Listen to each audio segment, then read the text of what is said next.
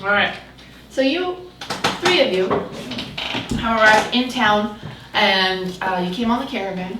And once you made sure that the caravan had reached its destination, basically had been parked and people had started unloading and things like that, that's not really part of your duties. You guys were really on board as guards. So you basically take your pay, and in the pouring rain, which is unseasonably wet for this area, you guys make your way towards an inn. Basically, one of the caravan people is like, hey, if you're going to stay anywhere, the 3 tree twigs is the best place to go.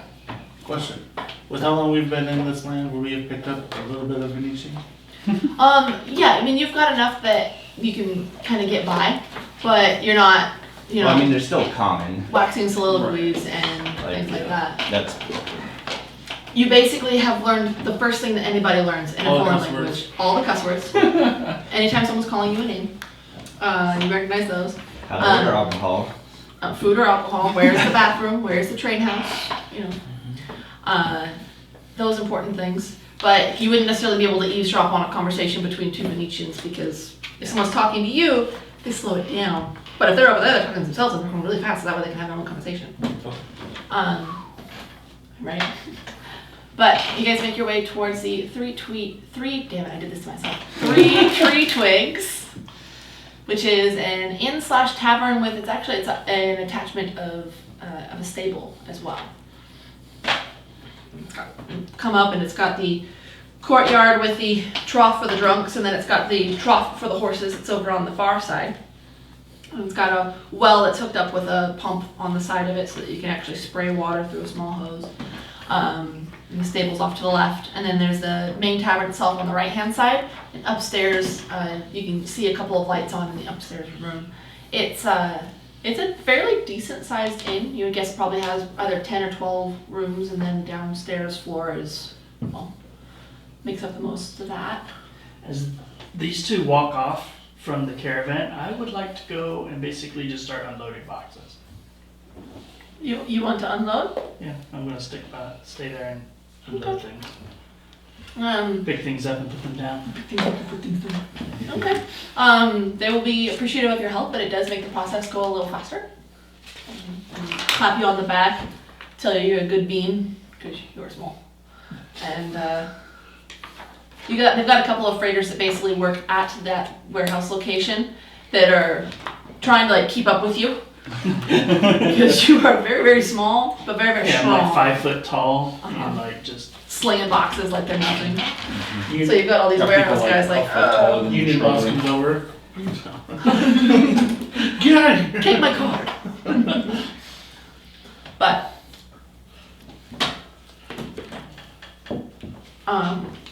so you guys come up to the inn.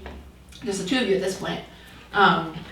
You come inside, and it's nice and warm and dry in here, especially compared to the rain. It's not a light rain. It is the thundering down in sheets, just pouring buckets kind of rain that drenches everything.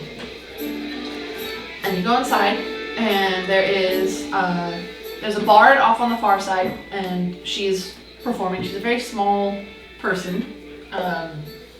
You've probably seen gnomes before because you've gone through a couple of big cities, but it's a gnome bard. She's got bright green hair and bright green eyes that kind of reflect the light even from across the room. She's over there banging out a tune on her mandolin.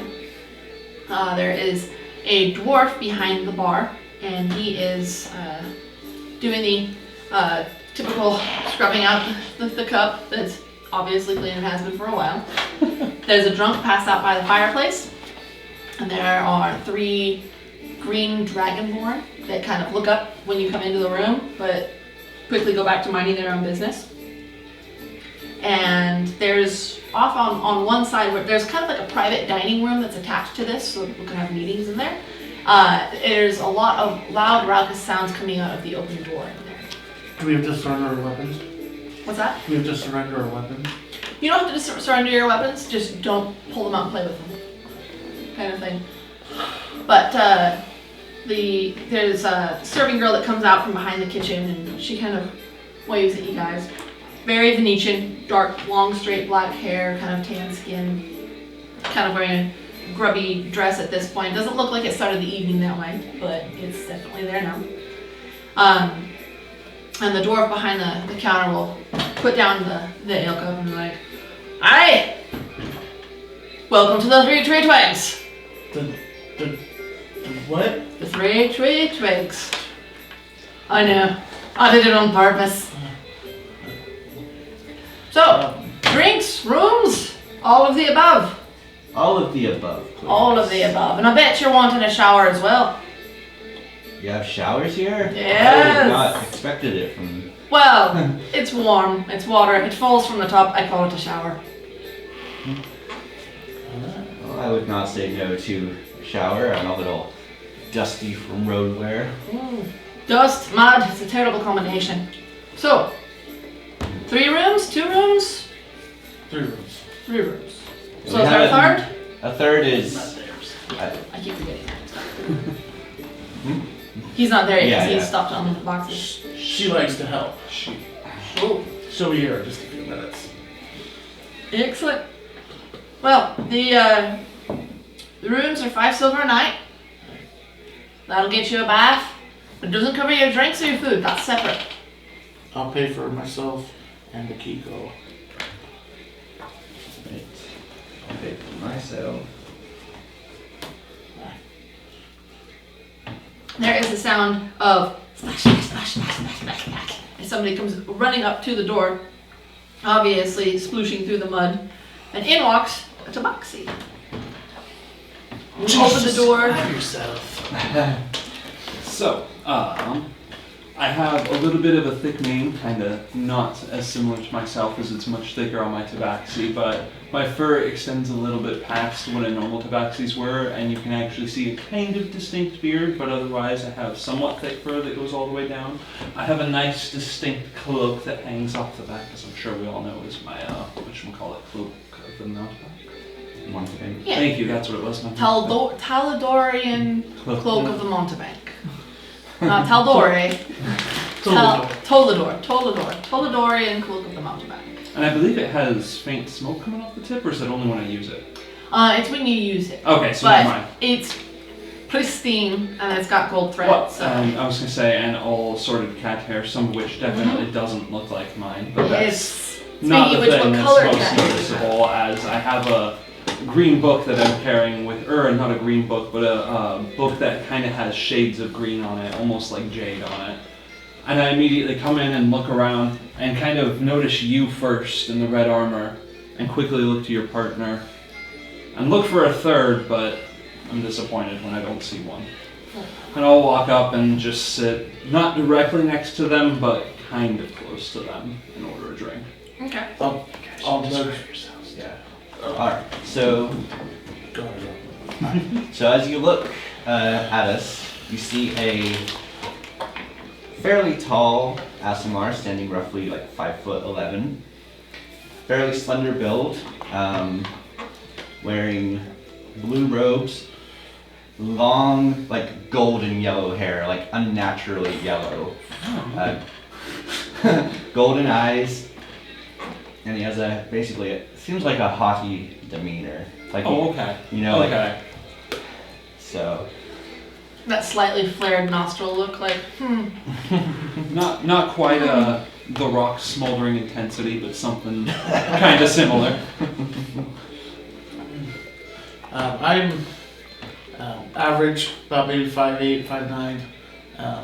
What's really striking about me is I've got a kind of a goldish red colored skin. It really stands out. And I do have this this crimson colored armor on that doesn't look like it quite fits me, but I might grow into it. Also, it's a shoulders. yeah. I don't have my is that flag thing called? Is that called something? It's just a standard. Yeah, I don't have my standard on my back, but it is. It is. I am holding it with my sword. It's just resting right here. Kept in the cradle. Yep. It's furled up too. It's not like it's just like waving around. But you know, yeah. So the dripping wet Tabaxi comes in, finds himself a seat. You two are left standing in the middle of the floor, going, which way are the bats? But Gordy will call out for Marco, come here. And Marco comes out. He's clearly the busboy. He looks like he's maybe 13, 14 years old. And he looks like he may very well be related to the barmaid. Again, tan skin, jet black hair, very straight. He comes up and I was like, so are you doing the baths then, or the showers? Showers. Showers. Oh, okay, that's over here. And he'll take you past, and he basically walks down a corridor that's just past the kitchens because they share a hot water source. And there's just there's 2 rooms. It's got a couple of baths. It's a couple of places with shower heads that stick out, and there's a small wooden doorway that goes into what you would guess is kind of like a sauna. It's really good for muscle aches. Adventurers, they're achy people. He's like, towels are over here in the box, and then if you need anything, just call. And you will go stand outside. Could I tell that the Tabaxi seemed like they were paying more attention to us, like they were looking Oh yeah, for us? no, I specifically looked at him and then you and then was hopefully looking for a third person. No, it was very noticeable. I think the only thing that you would have to wonder about is Tabaxi are already insanely curious people. Mm-hmm. So it makes sense that you would come in and be like, new people, nice, new place, things, yeah. So should I do an insight to see if I recognize that they specifically were looking For your us? people? Yeah. I think that'd be reasonable. So that would be a 17. He was pretty obvious about it, so yeah. Okay. I wasn't It's pretty clear that he was looking for numero tres. So Luke, does your character have a shortened version of their name that they go Chud. by? Huh? Chud. Chud? Chud. Okay. Chuldaiku. Cannibalistic humanoid underground dweller. What's What? that? Cannibalistic humanoid underground dweller. Oh, right, the movie, yeah. I was Yeah. making the letters match up, it's cool. Chud, I don't know if you noticed, but I think that Tabaxi was actually looking for Talking us cat? specifically. Yeah. I mean, I never met one before in my life, so They're I don't normally know. very curious, so at first I didn't think anything of it, but their gaze lingered a little too long and they weren't surprised to see us, and it did look like they were expecting a third. Is there a window or a way to get out of this room besides the door? Just the front door. There is a hatch over on one of the walls that opens up, but if you open it, it's just basically the pump mechanism for the... We should really find a way to warn Akiko. I'm not sure it's anything dangerous, but something to keep an eye out. Yeah. And I'm periodically glancing over at the door, still waiting on a third person. Okay. We're back Now- by the shower area now, so we're not even out in the... The way that it's set up is you've got the main room, and then you've got the kitchen area is back behind the bar, and the shower room is beyond that. That is a service corridor, so you could get to the outside from there. You just have to get past Marco, which, I mean, you could take him. Or you could just use your words. Yeah. Words. We'll see But as what far as happens. exits go, you wouldn't necessarily have to go back through the main room to get out. You've already paid, so you don't have to worry about Marco batting you for skipping on the bill. Mhm. So they're gone for quite a few minutes, and you have it with your help. Unloading the wagons takes maybe 10-15 minutes with all of it. Between the help that they brought with them, the help that's there at the warehouse, and your muscles, you guys knock it out fairly quickly. And they will pay you an extra gold piece for staying around to help. Oh. Thanks. Drinks? Well, we've got to get this. We've got to get all this sorted and put away though. Next time. Pat you on the arm. You ever need work? Come back around. Stevens Trading Company will always welcome you back. Nice. Trading company? Okay. So do you make your way to the 3 twigs? Corey. What? What have you done to me? I haven't said it out loud yet.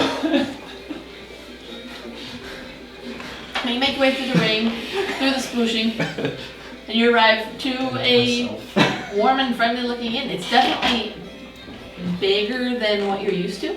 A lot of the inns where you're from are kind of compacted because the cities are old, Right. so there's not been a lot of space to expand. And you know, you people are somewhat smaller than, you know, you don't have a bunch of Nords and Goliaths coming in and staying every weekend, so. It's true. Alright, so I'll basically step, is there like an awning or whatever? Yeah, it's basically like a front porch with hitching posts for horses. Okay, I'll basically step up underneath the awning and kind of wring my hair out a little bit so I'm not like sprinkling a whole bunch of water through the place.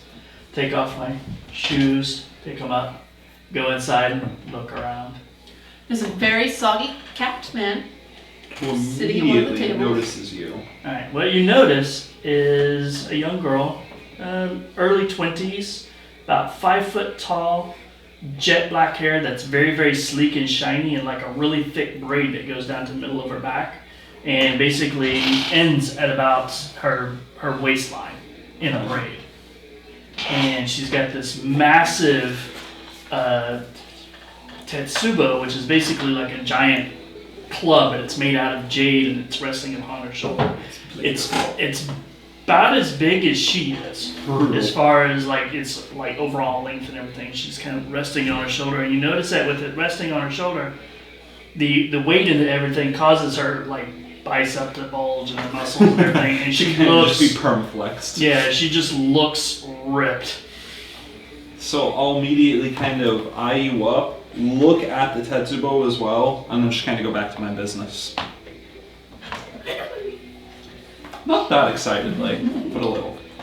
I set my shoes just inside next to the door and walk over to the bar, drop the Tetsubo down onto the floor next to me, and with a loud crack in the floor. Hey, watch the floorboards! Sorry. Take out that 1 gold piece. I would like to buy drinks, Alright. please. For sure, are you staying with the other two that were in here a moment ago? Red armor, shiny hair. I guess. I mean, we met on the road. I don't think I'm staying with them. Well, they had said there'd be a third room. In fact, the one with the red armor, he actually paid your way For a room. for a room. Not for drinks, Okay. not for food, but your room is covered. Alright. I would like drinks. I push the little gold coin a little bit closer to. He takes up the coin. Alright, what are you drinking? Kind of look around. You see Pick a- sake? Got some sake? I want whatever that one's having.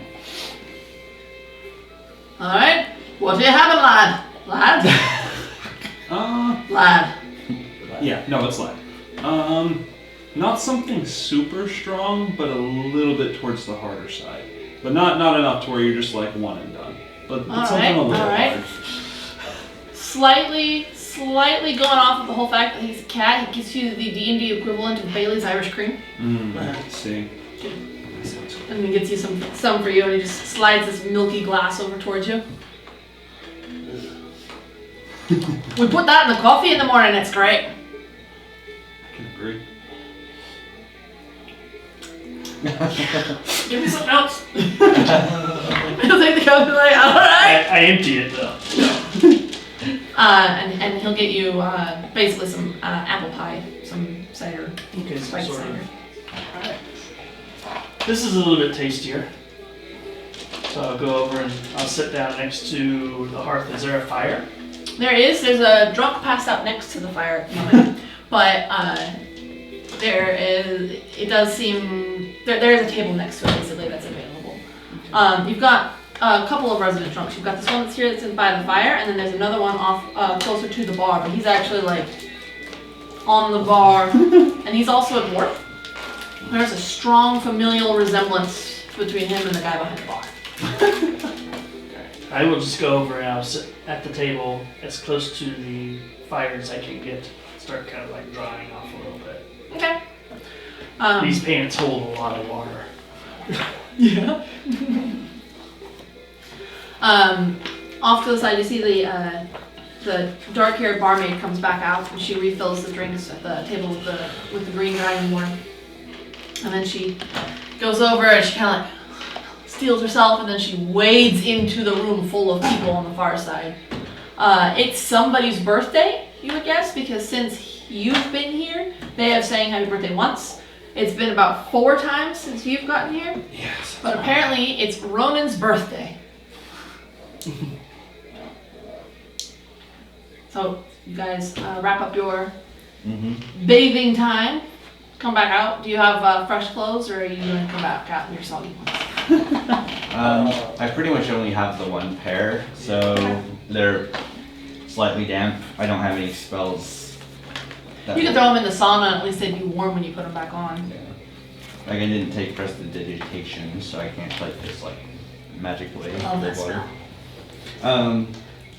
Alright, so I come back out and I stride towards Quill's table purposefully and I sit across from him. The second you sit down, I don't move my mouth, but you hear me still Alright. say, can I help you? Excuse me? Watch out for Yeah, splinters. message. No, I have as part of the Great Old One, I can speak telepathically to people from 30 feet. Oh, that's yeah. creepy. Oh yeah, it is. The You see my eyes kind of make a surprised like expression, like I wasn't, I don't know. Oh yeah, no, it should Kind of- definitely catch you off But guard. like this is new. I saw you eyeing us up when you came in, and it wasn't just a curious eye. What is your purpose or intentions towards us? Not hostile, I would hope? Not hostile. Still not directly speaking to you, but no, definitely not hostile. Let's go meet up with your third partner over there and we can talk. So And then you- I'll finish my drink and head over towards Akiko. A mostly naked man is making his way over towards you guys. I hang my socks on the hearth. Clothes in front of the fire. He's got a towel. Boy. The barmaid makes her way out of the room, off to the far side, goes back into the kitchen, comes back out. Hey, my name's Marlene. I'll be covering your drinks tonight. What can I get for you? Something sweet. Strawberry. Strawberry, sweet, okay. Yeah.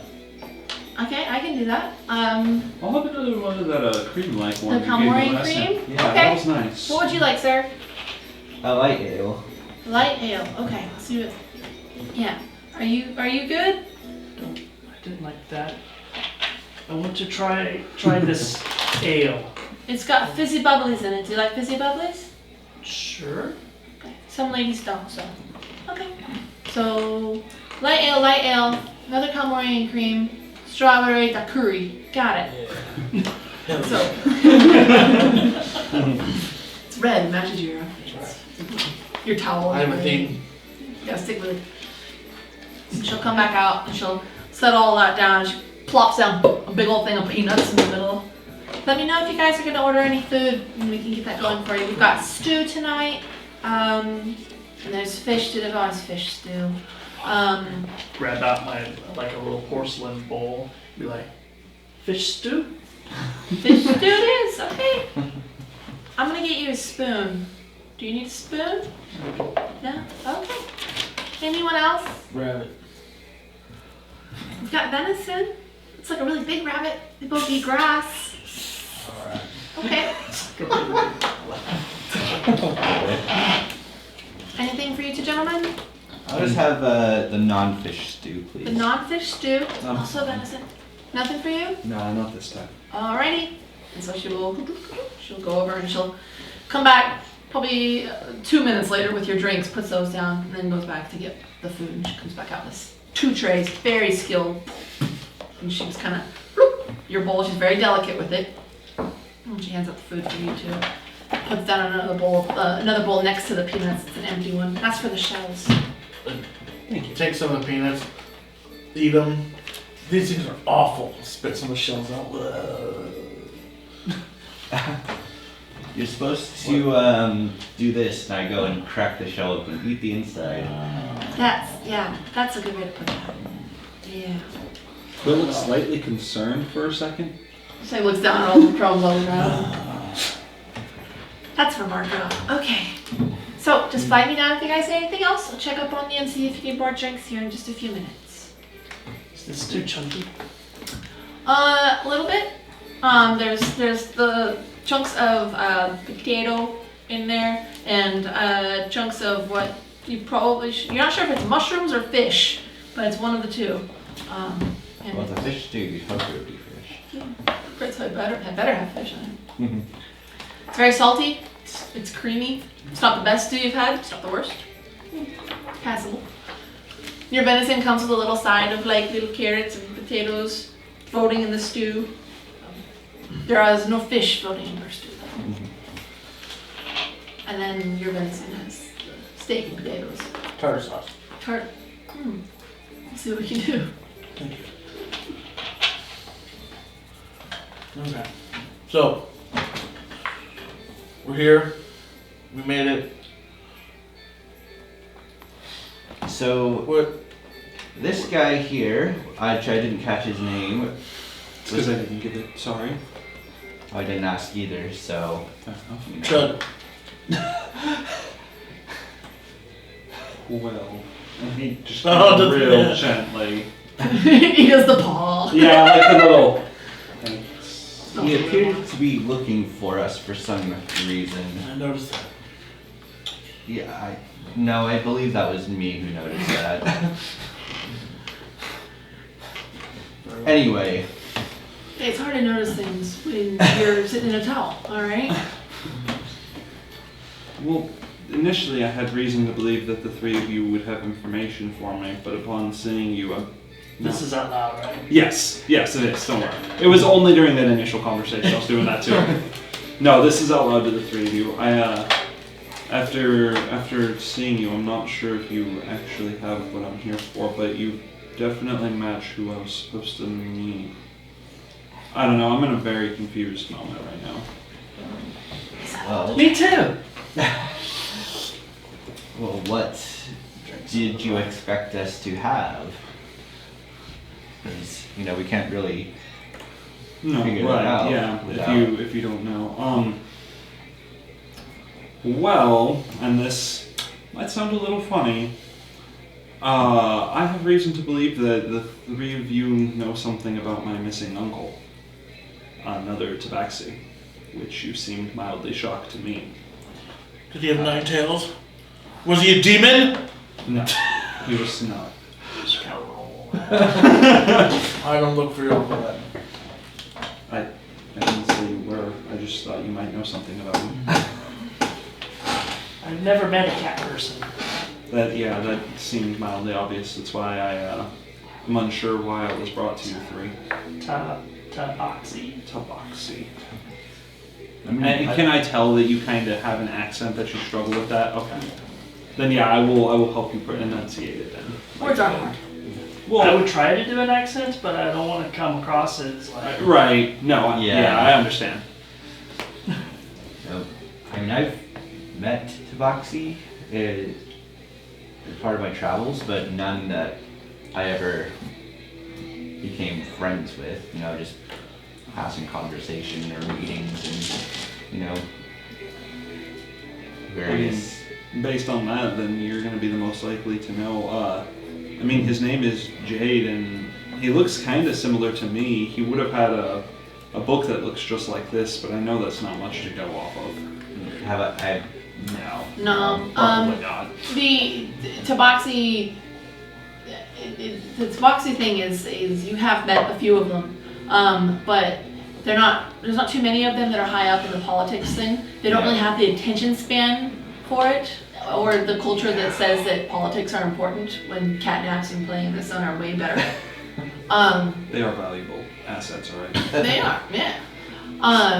About the only thing that that is part of this group that really strikes you as like okay, well, they don't have my uncle, but is the weapon, the right? weapon. Mhm. The Yeah. massive, Jade. almost as big as her, Jade Tetsubo. And the fact that my tome has recently taken on the jade cover is another sign of the importance, at least for me. And the visions and dreams that you've been having that have been leading you here were very strongly green themed. Mm-hmm. Not just because of the tentacles. Well, my clothing is also green, so. Yeah, no, you're important, but if you don't know about my uncle, then I'm not sure why. But you're definitely important to my journey. Oh yeah, just awkwardly drunk. I understand if this is confusing. I don't fully understand it myself. I just am following the clues that are being given to me. And Once who the was, broth is down a bit, I who pull was out giving you these clues? some matching chopsticks to go with my bowl. And start eating Dreams? the chunks of Okay. fishes. I know it sounds weird, but You got that, like, they're consistent. I got some divination then. I got that down. I don't know if it's so much as divination as so much as I think I'm being shown. I don't know. Because I don't really feel like I have control over it. It just happens, and it's always the same few things. It's never a good thing to not have control over one's own life. But it's only in my dreams that it happens, and it's not often, just consistent. You two would know from traveling with her, this is not the first time that Akiko has just randomly busted out with some straight up fortune cookie stuff. Wisdom in 6 Quill will words, have 6 to get words. used to.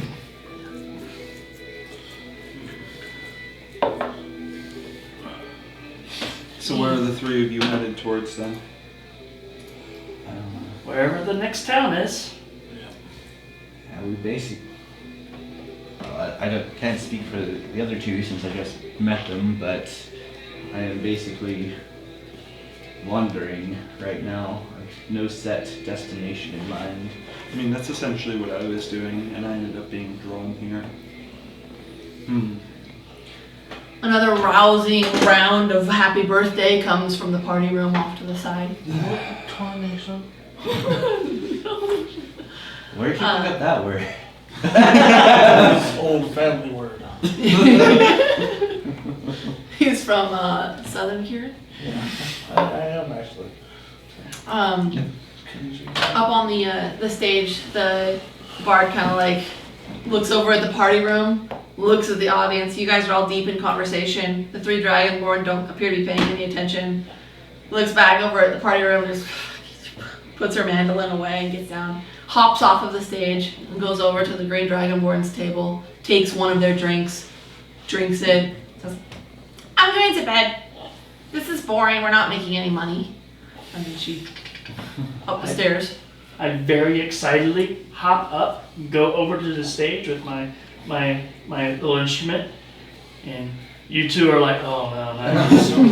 And I begin playing one of the same 5 songs that I've been playing the entire 2-week trip that we've been on the caravan. You play it Rails so on the many carriage times go and you round still and don't get round. any better. Give me a performance check. Average.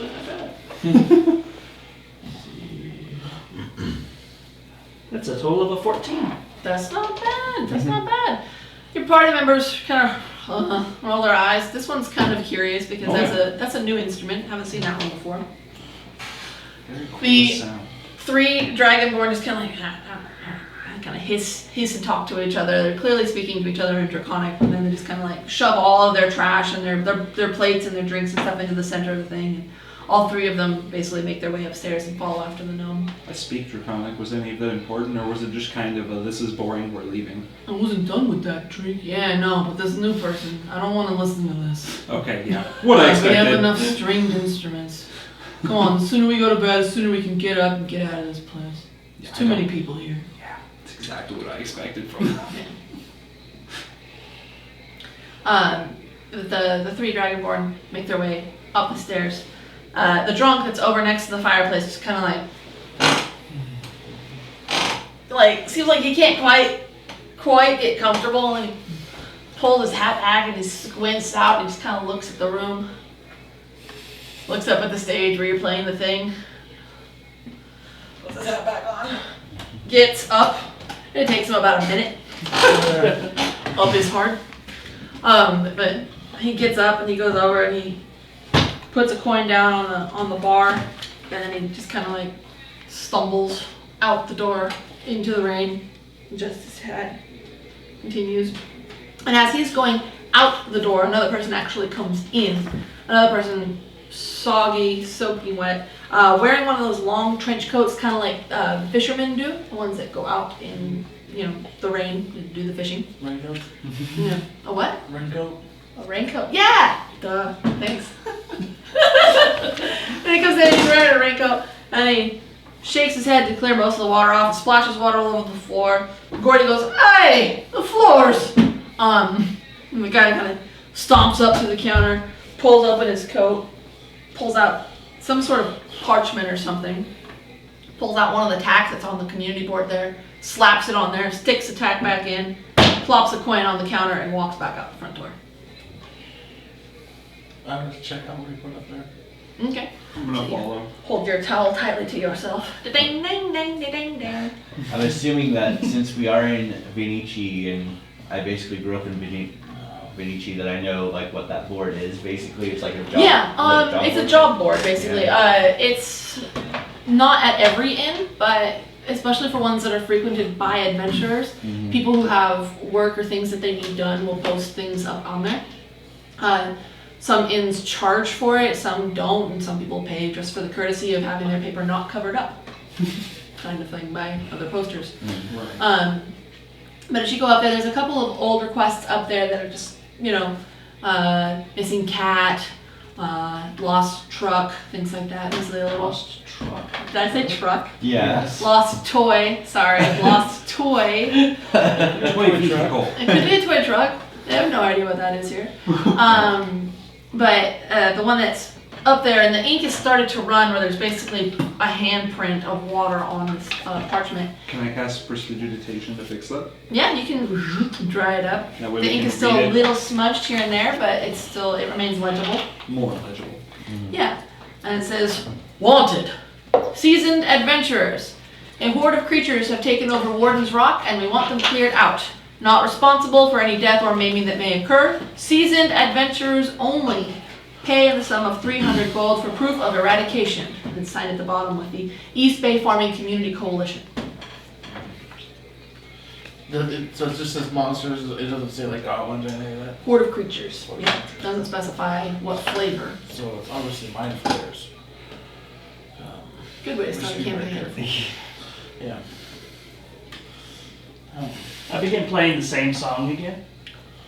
Like you've already hit the end of your playlist. The dwarf kind of calls out to the back, "Marley!" And Marley comes out. "Yeah, and get her another drink. Take her two. Take her two, one for each hand." There we go. Take her two. So Marley comes over and she's gotten a strawberry daiquiri and another apple cider for you. So I got one strawberry daiquiri and One apple cider. Yeah. Well, you were trying the new drinks, and strawberry daiquiri is really popular. I'll go back over to the table. There you go. It was very good. Very good. They gave me drinks. Gordy claps. While you were playing, one of the locals posted on a job board some work. Some might be interesting. I like work. Some monsters or creatures or whatever have taken over an outcropping or something. And I figured the three of us, I don't know what this guy's doing, but three of us, we could easily handle it. If you're interested. How about you, Kat? You down I mean, with the murder? if you would like me to join you, that would be most appreciated, yes. I'm gonna go up to the barkeep and ask if he's familiar with, sorry, what was the area they were at? Warden's Rock. Familiar with the Warden's Rock area. Warden's Rock is it's not far from here. It's about 2 days travel. Here, I've got a map. I've got a map of the area. Hang on.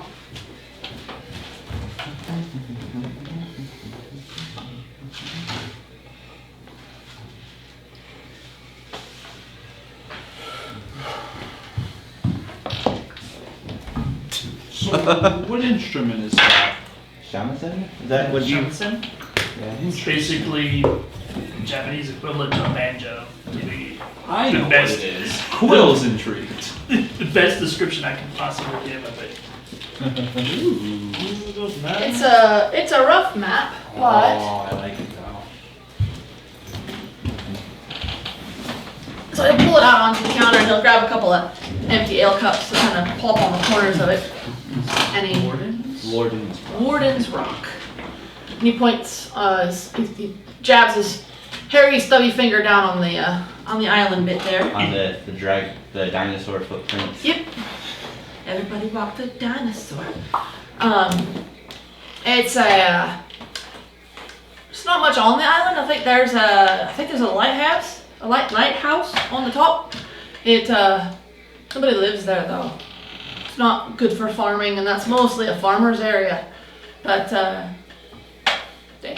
it's out there. The light on the top is magical, so it keeps people from running into it. Used to be a watchtower up there for the military back in the wars, and they could tell when people are coming up to attack, and they could ring a big old bell, and they'd tell all the farmers. And you could hear the bell even sometimes on clear days all the way to town. Is the bell still there? Don't know, I haven't heard it. Not in a long time. We'll check for the bell. We can look for ourselves. But it's about 2 days travel south of here. It'll be faster if you have horses. Slower if you have wagons. It's evening here. It's probably it's 8 o'clock-ish, but it is already dark because of the clouds and such. The heavy rain kind of brings the darkness in a little earlier than the. Normally it would still be fairly light outside right now because it's early summer. So I just down the strawberry daiquiri, set it down, and I'm like, Roll a Constitution save. Careful with those, they sneak up on you. I don't like these. Constitution saving throw.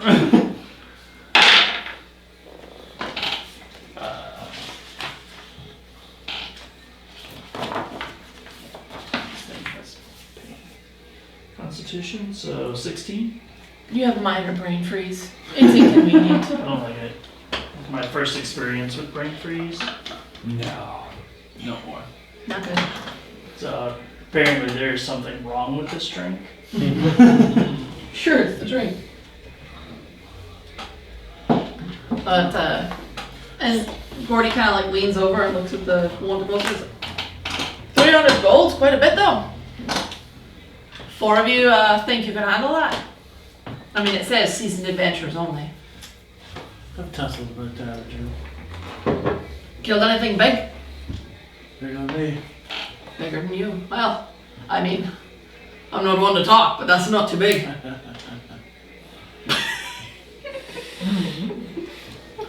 How about the rest of you?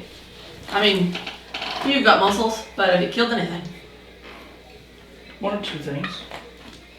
1 or 2. And, you two? Had my fair share of scraps. Took the words right out of my mouth. Had my fair share. Been in a, nope, I can't say that, that's not very PC. Alright. Nice, well. You still gonna be needing those rooms? Tonight? Should we head out first thing? in the morning? Yes, we want to rest before we head out. Yeah, that makes more sense. Especially if the weather's bad, isn't it raining out? Yeah. It's been raining for a couple of weeks now, unfortunately. I don't like water, especially wet water. Thank you, meow. Yep. Is this after the elementals attack? Yeah, is this 5 years Years? later? Yeah. 5 It's been about 5 years since all that shenanigans went down. Okay. Well, if you lot are all clearing out, then I guess we'll just wait and see if we get any more customers this late at night. Vargas! And he goes over to the drunk that's sitting at the end of the bar and shakes a little bit. Wake up and play some cards with me. That's the one who's doing this, right? Yeah. He says a few choice words in Dwarvish, but he pulls out a deck of cards and he starts to like deal them out. Looks like they're about to have a rousing game of Go Fish. Oh no. What's fun? But at this point, the evening is yours. The shops around town will probably be closed up at this point, but you have rooms, you have access to warm showers. I think it's just rest. Uber first thing in the morning and then we'll Uber leave. first thing in the morning? Okay. What? Did you say Uber first thing? Regroup. Oh, regroup. You're gonna get an Uber to the dungeon. Alright. We'll just Ask the barkeep about his bathhouse. Oh. And find out about the showers. That doesn't seem appealing. It's not, they're not in every inn. They're, special order. Can I have a bath? Yeah. I mean, we've got baths big enough for you to take a swim in. Perfect. Marley! Marley comes out of the kitchen. Yeah. He says, well, she wants a bath. Just take her on back to the bathrooms. He's like, okay. Did you want to see? Sure. Grab my. Walk into the back. Oh, Gordy, they're up to 3 gold on their tab. Oh, who's paying? Okay, go. I'll pay gold for basically chip in the third as I drop all my stuff. sales. Does that count the gold that I've already paid in? Yeah, so that'll, basically, she didn't know about the 3 gold, so. Or she didn't know about your gold paying in already, so you'll be okay. So if they each pay gold, it'll be safe. That works. She takes you back to the bathroom. She shows you the couple baths, the showers, how they work. Towels over here, sauna over there. Don't I'm gonna spend more start than 10 minutes in the taking everything sauna. off. Get it to the bath. And don't drop that in the don't drop that in the tub, please. It's the green thing. You guys are weird. Well, you were sitting swinging in my around lap. out there. And... All right, that works. Okay. And she wipes her hands off on her apron and she's like, okay, I'll be back in a few minutes to check on you, but I've got to go check on that group of people. And she just kind of. After I'm done with the bath, I'm just gonna go upstairs and go to bed anyway. Okay. They have fancy smelling soaps here. They smell different than the ones from back home. It matters. Oh. Huh? You guys didn't take bubble baths. You don't care. Yeah, fair. Okay. But you have your rooms. They're well appointed. They are made with very, very sturdy furniture. And they are larger beds than what most traveling inns would have. You can tell that the group like this is used to accommodating larger species, basically, and it's larger races. And it's much easier to put, a small person in a big bed than a big person in a small bed. They're all very finely crafted, sturdy furniture. Looks like they could survive, brawl or possibly fireballs. You actually notice in your room that there are the walls have been scrubbed down, Yeah. but it looks like there's basically the remnants of scorch marks almost. Like, how you can get wood that's treated with scorch. There are parts of the room where it's not covered with tapestries and stuff to try and cover that up, where you can see something got hot in here. Okay. But the evening passes without too much excitement. In the morning, there is Bailey's cream and coffee. Good morning. Yeah. Still raining. Still It's a pouring mediocre outside. morning. But you come downstairs, there's actually a few more people in here than there were last night. It looks like a couple of the people from the birthday party may have actually lingered because there's some very relatively well-dressed, if a little miskept, people parked at the table next to the fire where you guys had occupied last night. And they're nursing the dog that, bit them and all that. Marley and Marco were both there working, going around cleaning. Your peanut shells off of the floor have been swept away in the night. Fergus is nowhere to be seen. Gordy is working the bar again. Meet with you guys is like, ready for morning exercises? Hey, if you're gonna be doing flexing and rolls and stuff, go do it in the barn. It's a good idea. Come on. I figured we would just head out, and that would be exercise enough traveling. You can never get enough need a leg exercise. day. It's good for the body. I Should we won't start? try for it. Toss you a kendo stick. Watch it. So the stable area that you go to is basically there's it's not necessarily a barn, but with the stables they've got one that's like basically a double. It's for odd sized mounts, but it's about a 20-foot by 20-foot area with just some hay strewn on the floor, and it works as These are rafters. yeah. There's some rafters. Half of the rafters have hay stacked on them, but the other half are rafters. Bird shit. Just some pull-ups. Okay. You gotta work to get up there though, because they're about 15 feet off the ground. I can jump 8 feet from floor up, from the bottom of Parkour. my feet Give me a parkour check. to the floor. 8 feet. Athletics. Athletics, a 10.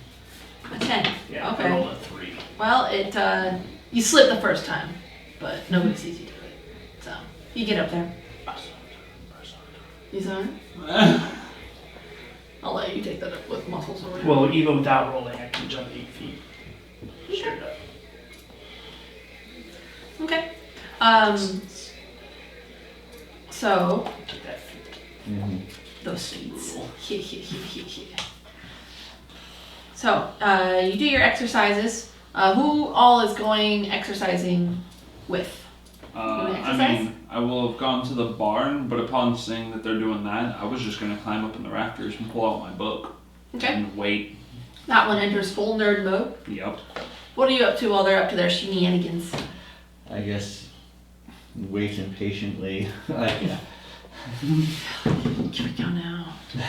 We have a little competition. We do pull-ups, and then we switch to one-arm pull-ups. Oh snap! It just got real, man. The second they switch to one arm, I'll hop on over to you and go, so is this a regular thing? Does this happen often? every morning. Joy.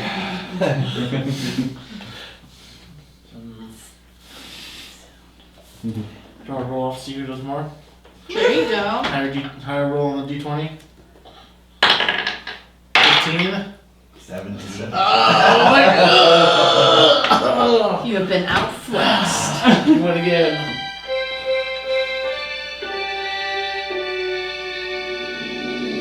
Oh, I got it. I didn't know what that button did. But No.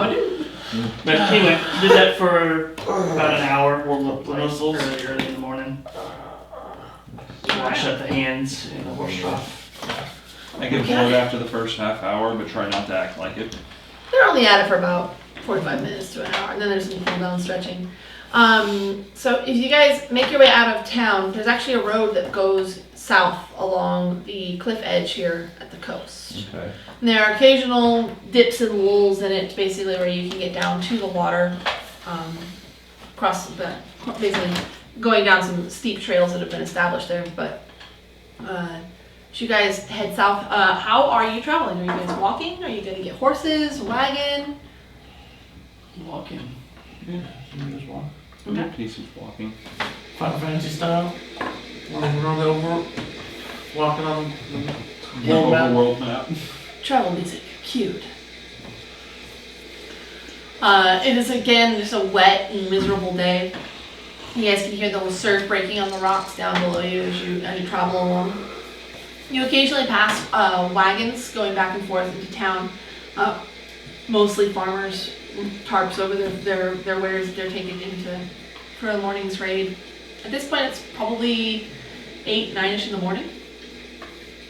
You mean you guys didn't get off to a super early start, but you're all stretched. You're stretched. We got up early. We just didn't leave early. Ah, there you go. But as you guys make your way south, is there anything that you want to do on your way there? Do you stop any of the locals? Do you stay dry? That's not happening. I don't have anything that I'm asking anybody. I'm just walking along, trudging through the mud, head held high, smiling very brightly. Everyone fold my banner and attach it to my back. Okay. Just kind of flaps in the breeze behind you. Every once in a while the wind changes and it whips around and slaps you in the face with wet cloth. Getting ready. Honor! Ugh!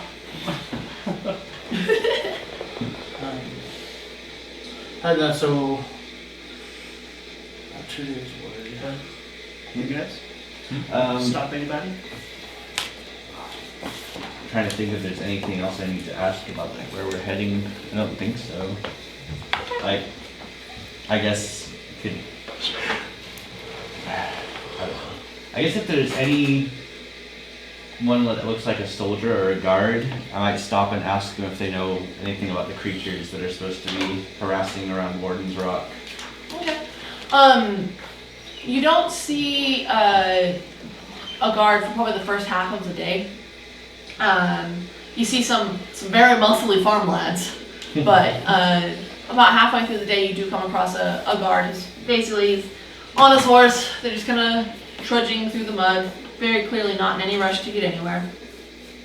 And as you hail him, you kind of pull up the horse, try and guide it onto a relatively less muddy patch of ground, because the road is just mud at this point. It's wrecked.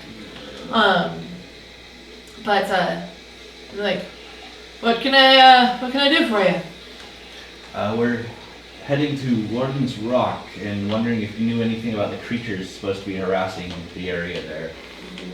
Creatures? No, I haven't heard anything about creatures, but my patrol's more north than that. I haven't had any word, like no attacks or anything, but doesn't mean something hasn't moved in. Someone posted something in one of the bars in Minette, so... Well, there's caves underneath, and occasionally we do have to, there are troops that will go in and clear it out, but it's usually just bullywogs or the fish guys. Okay. But no, nobody lives on the island, so as long as whatever's there stays on the island and doesn't come onto the land where the farms are, don't really need to do much about it. Well, thank you for your time. You might stop someone closer too. They might have better information for you. Appreciate Right now, all I have heard about is what the rain is doing to the turnip crop and how the berry yields are far from adequate this season. Not a lot of trouble here. Let's do it. Safe travels. Don't let whatever's there kill you if there is something. Don't intend to. And he'll gonna kick the horse. They'll continue splashing through the mud on their way.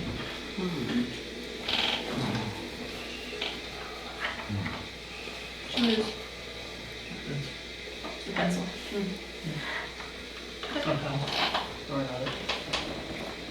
I think I can get a specific one. But, Alright, go ahead and move your marker. Halfway there. there. Yeah.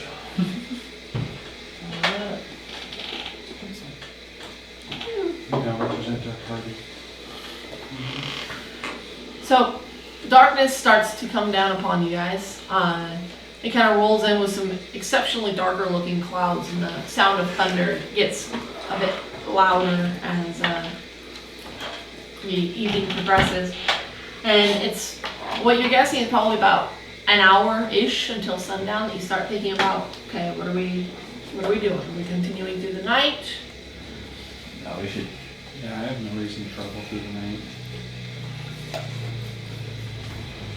So we should start looking for a good place to rest for the night. I understand if it's unrealistic, but ideally dry. Is there a wooded area? Not a lot of woods No. along these cliffs. It's mostly farmlands. You do see farms, like barn, house. You've passed quite a few of those. There aren't Is there one of any. those nearby? Yeah, you can see in the distance lights. About, you would guess, maybe a mile from you. Go stay in the Let's barn. go see if we can pay to stay in their barn. It's basically a little rise, and the house is built on a rise, and there's croplands around it. Yeah. And there's a fence that basically keeps the road separate from the farmland, but it's no hassle to basically jump over it. There's a road further up that looks like it basically winds up to the farmhouse itself. Does anybody have a lantern? Oh, do you need light? And I can cast dancing lights for us. Well, And we somehow to signal the house that we're coming up on it, not because it's dark, right? It is dark. Okay. So just well, to we would, like, when it started getting dark, I would have cast light on the tip of my quarterstaff. Okay. Because my So quarterstaff you've is got- also my focus, so there's like a Oh. gem on the top, so I So usually you've got just that, light the you've got gem. those. Dancing lights will be good for lower to the ground too, to watch out Right. for mud puddles, but lights. But I think with just us being lit up, we'll be fine. mhm.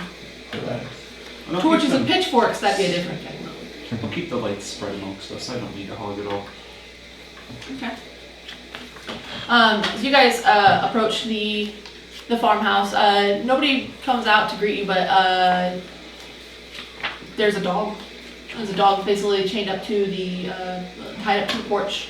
And he's got enough leeway on there that he can get underneath the porch, which appears to be kind of a drier area for him to come out. But as you guys get closer,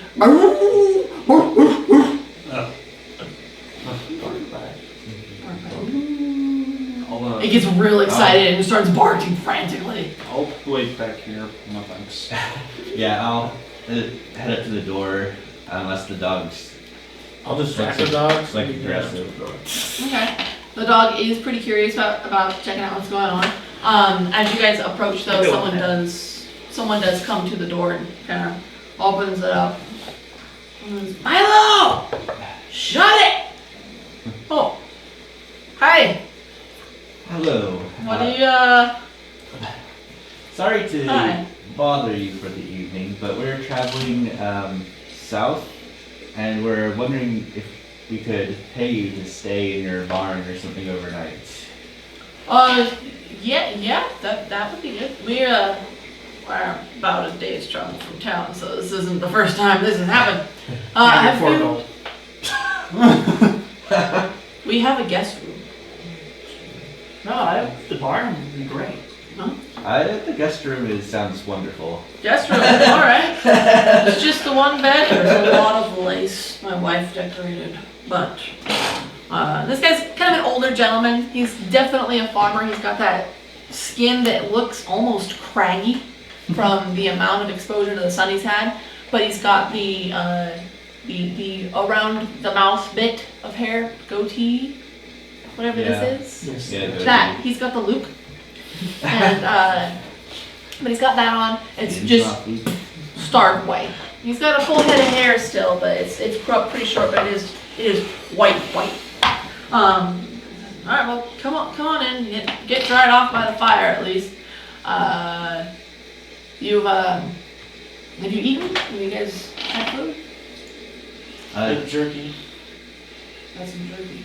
Well, my wife made some casserole for the family. If you guys want some, there's always extra. Very Venice. She always cooks too much. Oh, it's okay, I don't want to bother you. Well, barn's over there then. Thanks. Don't let anyone out while you're in there. Now, there's some cats and they'll just come and go as they please. But We have a cat. Do I hear that? yeah, she's not quiet. I just kind of.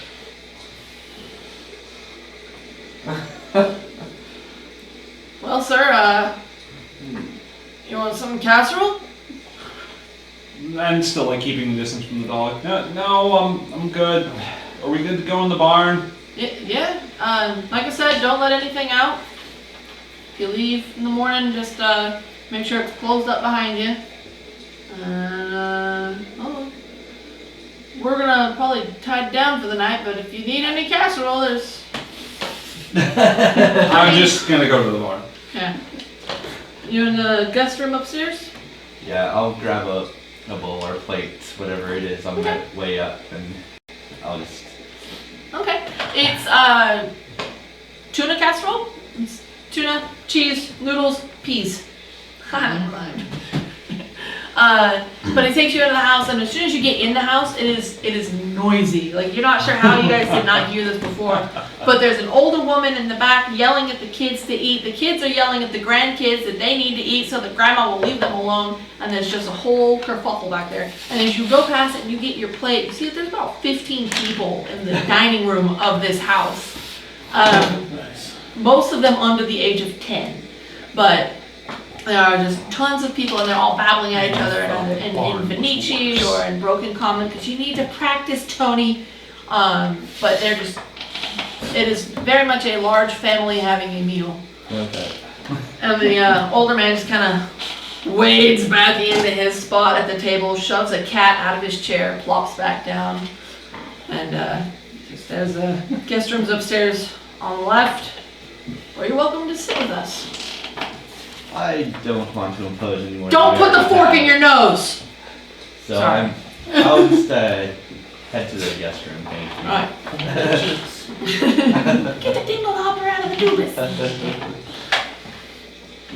And you go upstairs, and it's you can still kind of hear the family sounds from down below. And given your background, you're not used to really hearing just how much conversation there is going on, especially when like a third of the people are having conversations with themselves.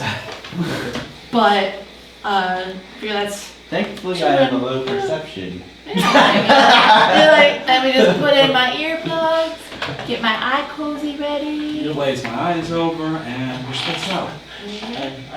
Growing up, I had a friend whose parents were from Korea, and they would yell at him in Korean, and he would respond in English. The funniest thing I've ever heard. It's like, of course I'll do the dishes. No, I love you, Mom. It was, And it's like whatever they're saying, because of the way that language is, it's like German. They just sound angrier than what they're saying. But so you make your way upstairs. There are some dolls in the room, like some straw dolls. Lots of lace. Like there's even a throw on the bed that covers the entire bed that is lace. And it looks all hand done up. Doily pillows. There's a rug on the ground. It looks like it's just a crocheted rug of just this really rough wool or something. But it's not bad. I mean, for a guest room. Yeah.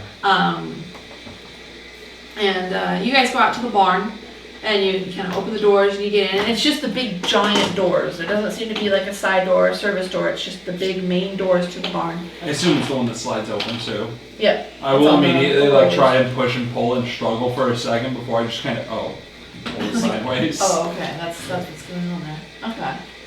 I'm accustomed to all doors sliding, so I just lock. So You're like, oh, I got this. I know how to do this. As you can tell, this is a new thing. Hinges where it goes. But inside there are 6 different stalls. 3 of them have cows in them. 2 of them have goats. There is what you would guess is probably a horse's stall, because there's a saddle and bridles and things like that, but the stall itself is empty. Is there a loft? There's a loft. Again, it's mostly filled with hay, but there's Room there.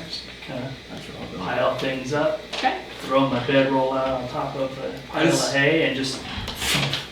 As each of us would come into the barn, I would cast Prestidigitation so we can not make this place a wetter mess than it There already you go. is. Get right off of it. Oh, sweet Christmas. How do I turn it down? There we go.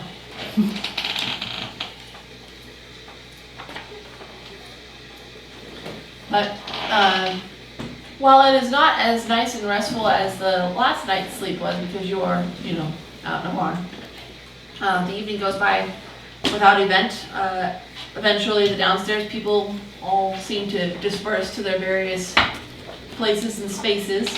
The dog quiets down eventually once Chud stops barking at it. But it's a quiet, peaceful evening on a farm. Not much going on down there. Kind of similar to this smell. I walk up to one of the goats. Be my friend. It's trying to sleep. So it just gives you little Z's above its head. Yeah. Ram, you. Oh no.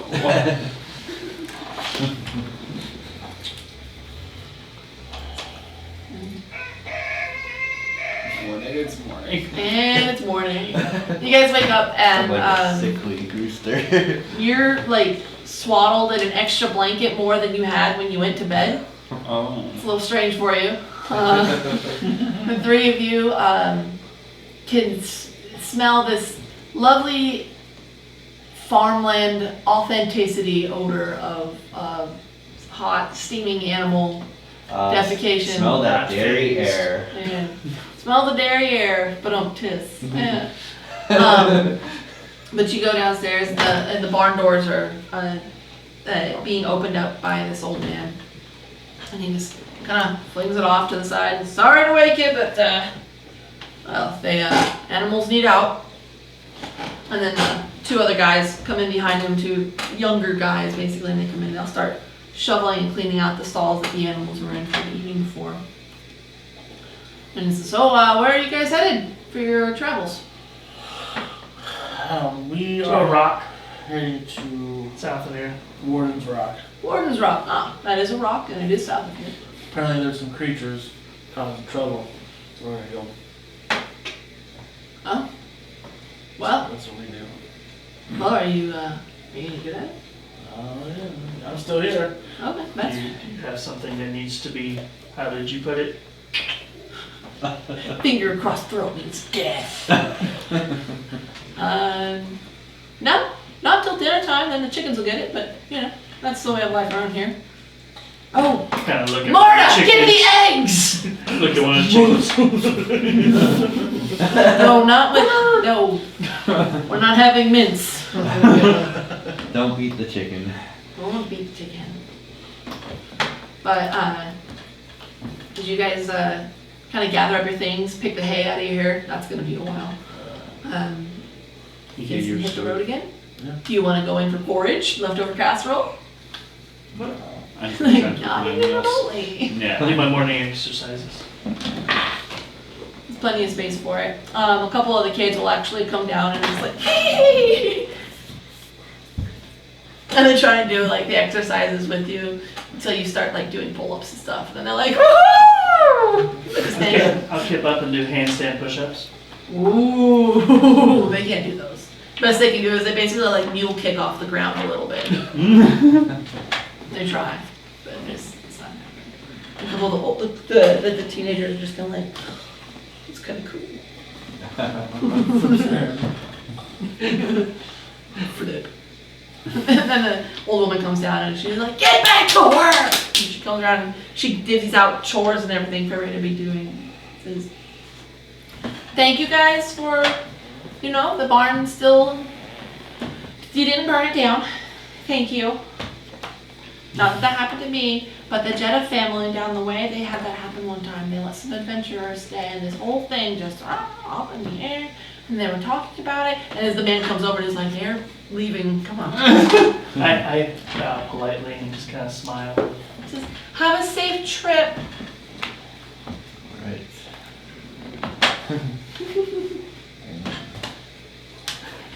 Is this what they do in the with Kira? Is that just what Kira? Am I saying it right? And then it's saying it right. He just drags her off. Stop talking to these people. Guess we head. And down the road we go. Yep. Excellent. On the road again. How do I make you do that? Doing that. Okay. Stop driving. Only because I don't remember how to turn the sound set back on. There it is. Training again. That was very short. It was a very brief moment. Mm-hmm. Give me some false hope.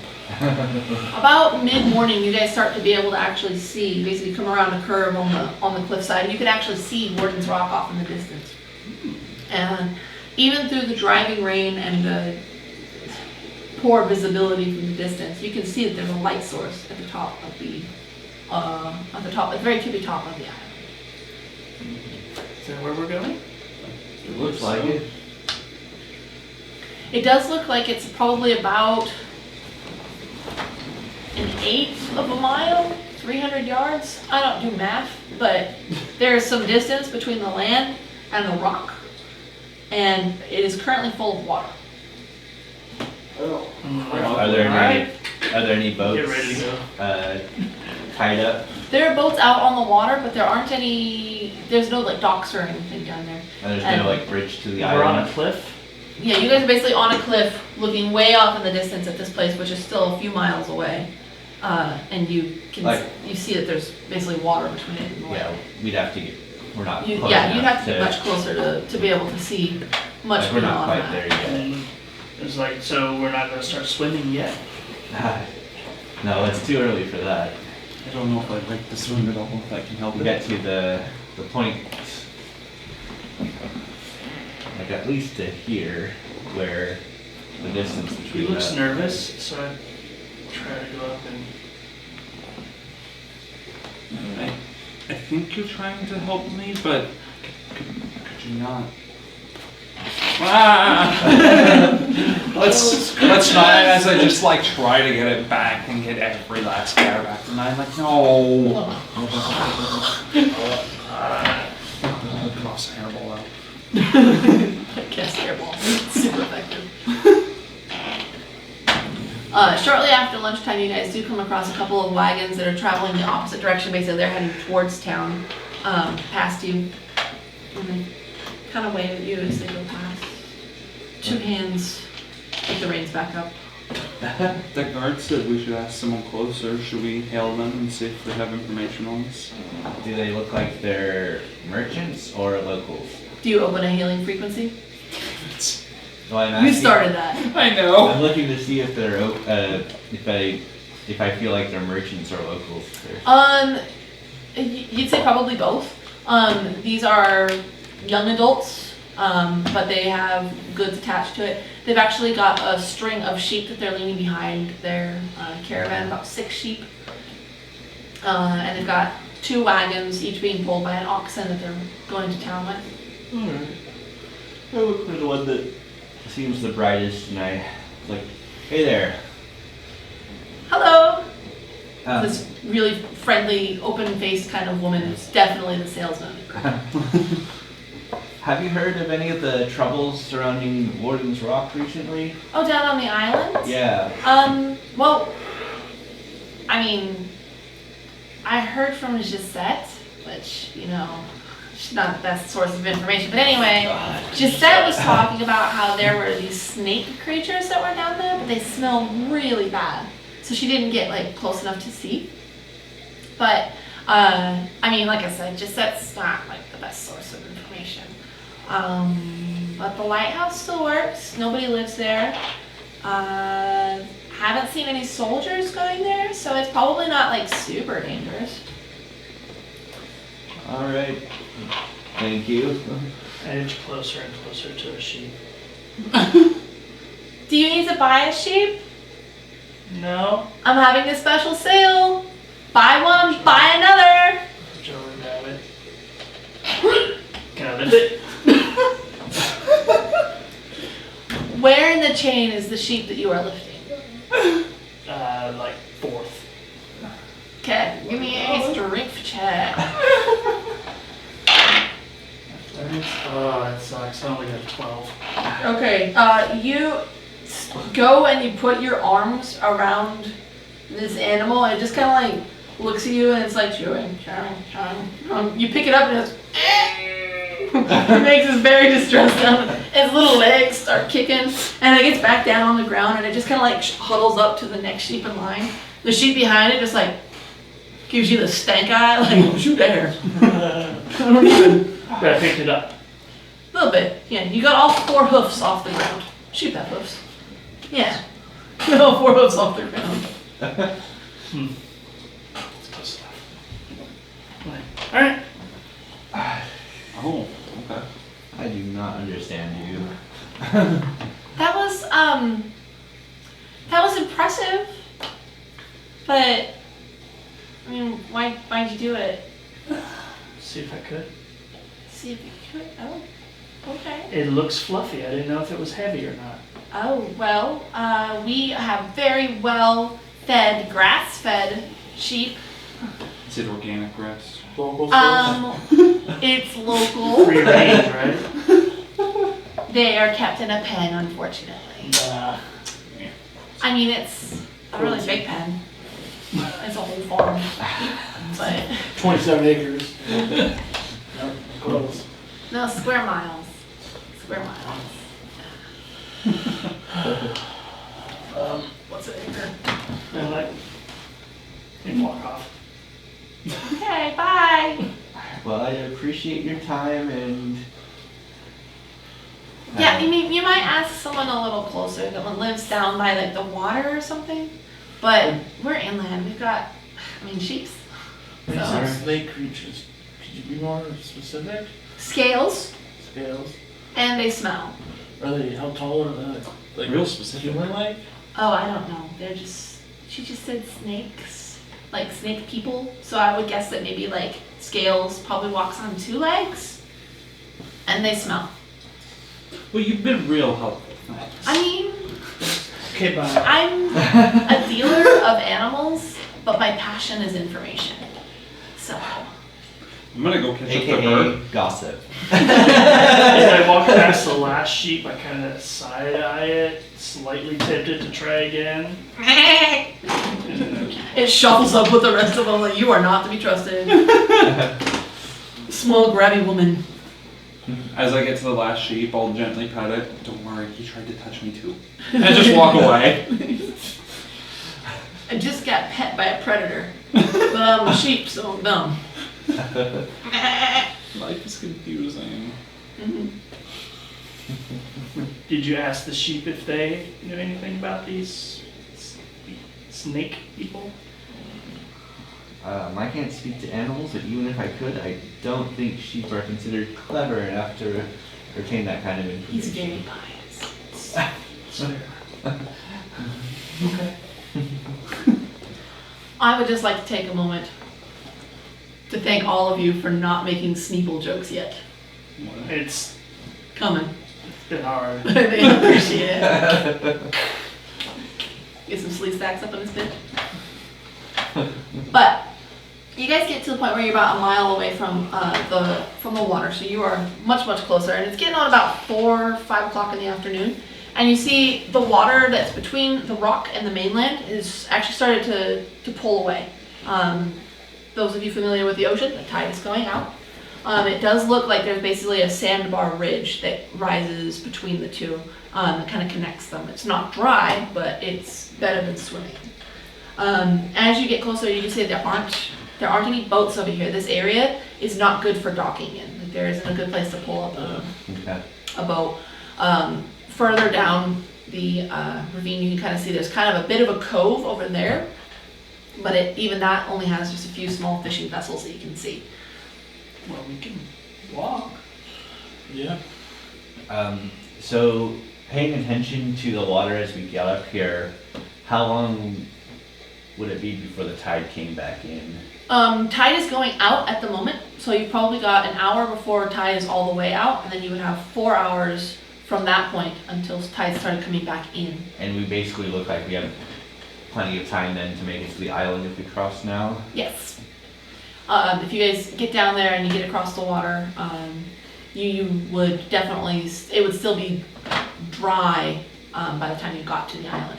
It's, what is that, about a quarter mile, I Does think? it look like there's anywhere right on the other side of the island that would be safe for us to Probably camp a for the mile. night? So as you get down towards the water and you're looking across at the island, there's a path that goes up and curves up the side of this thing, and there's what looks like a lighthouse basically at the top of it.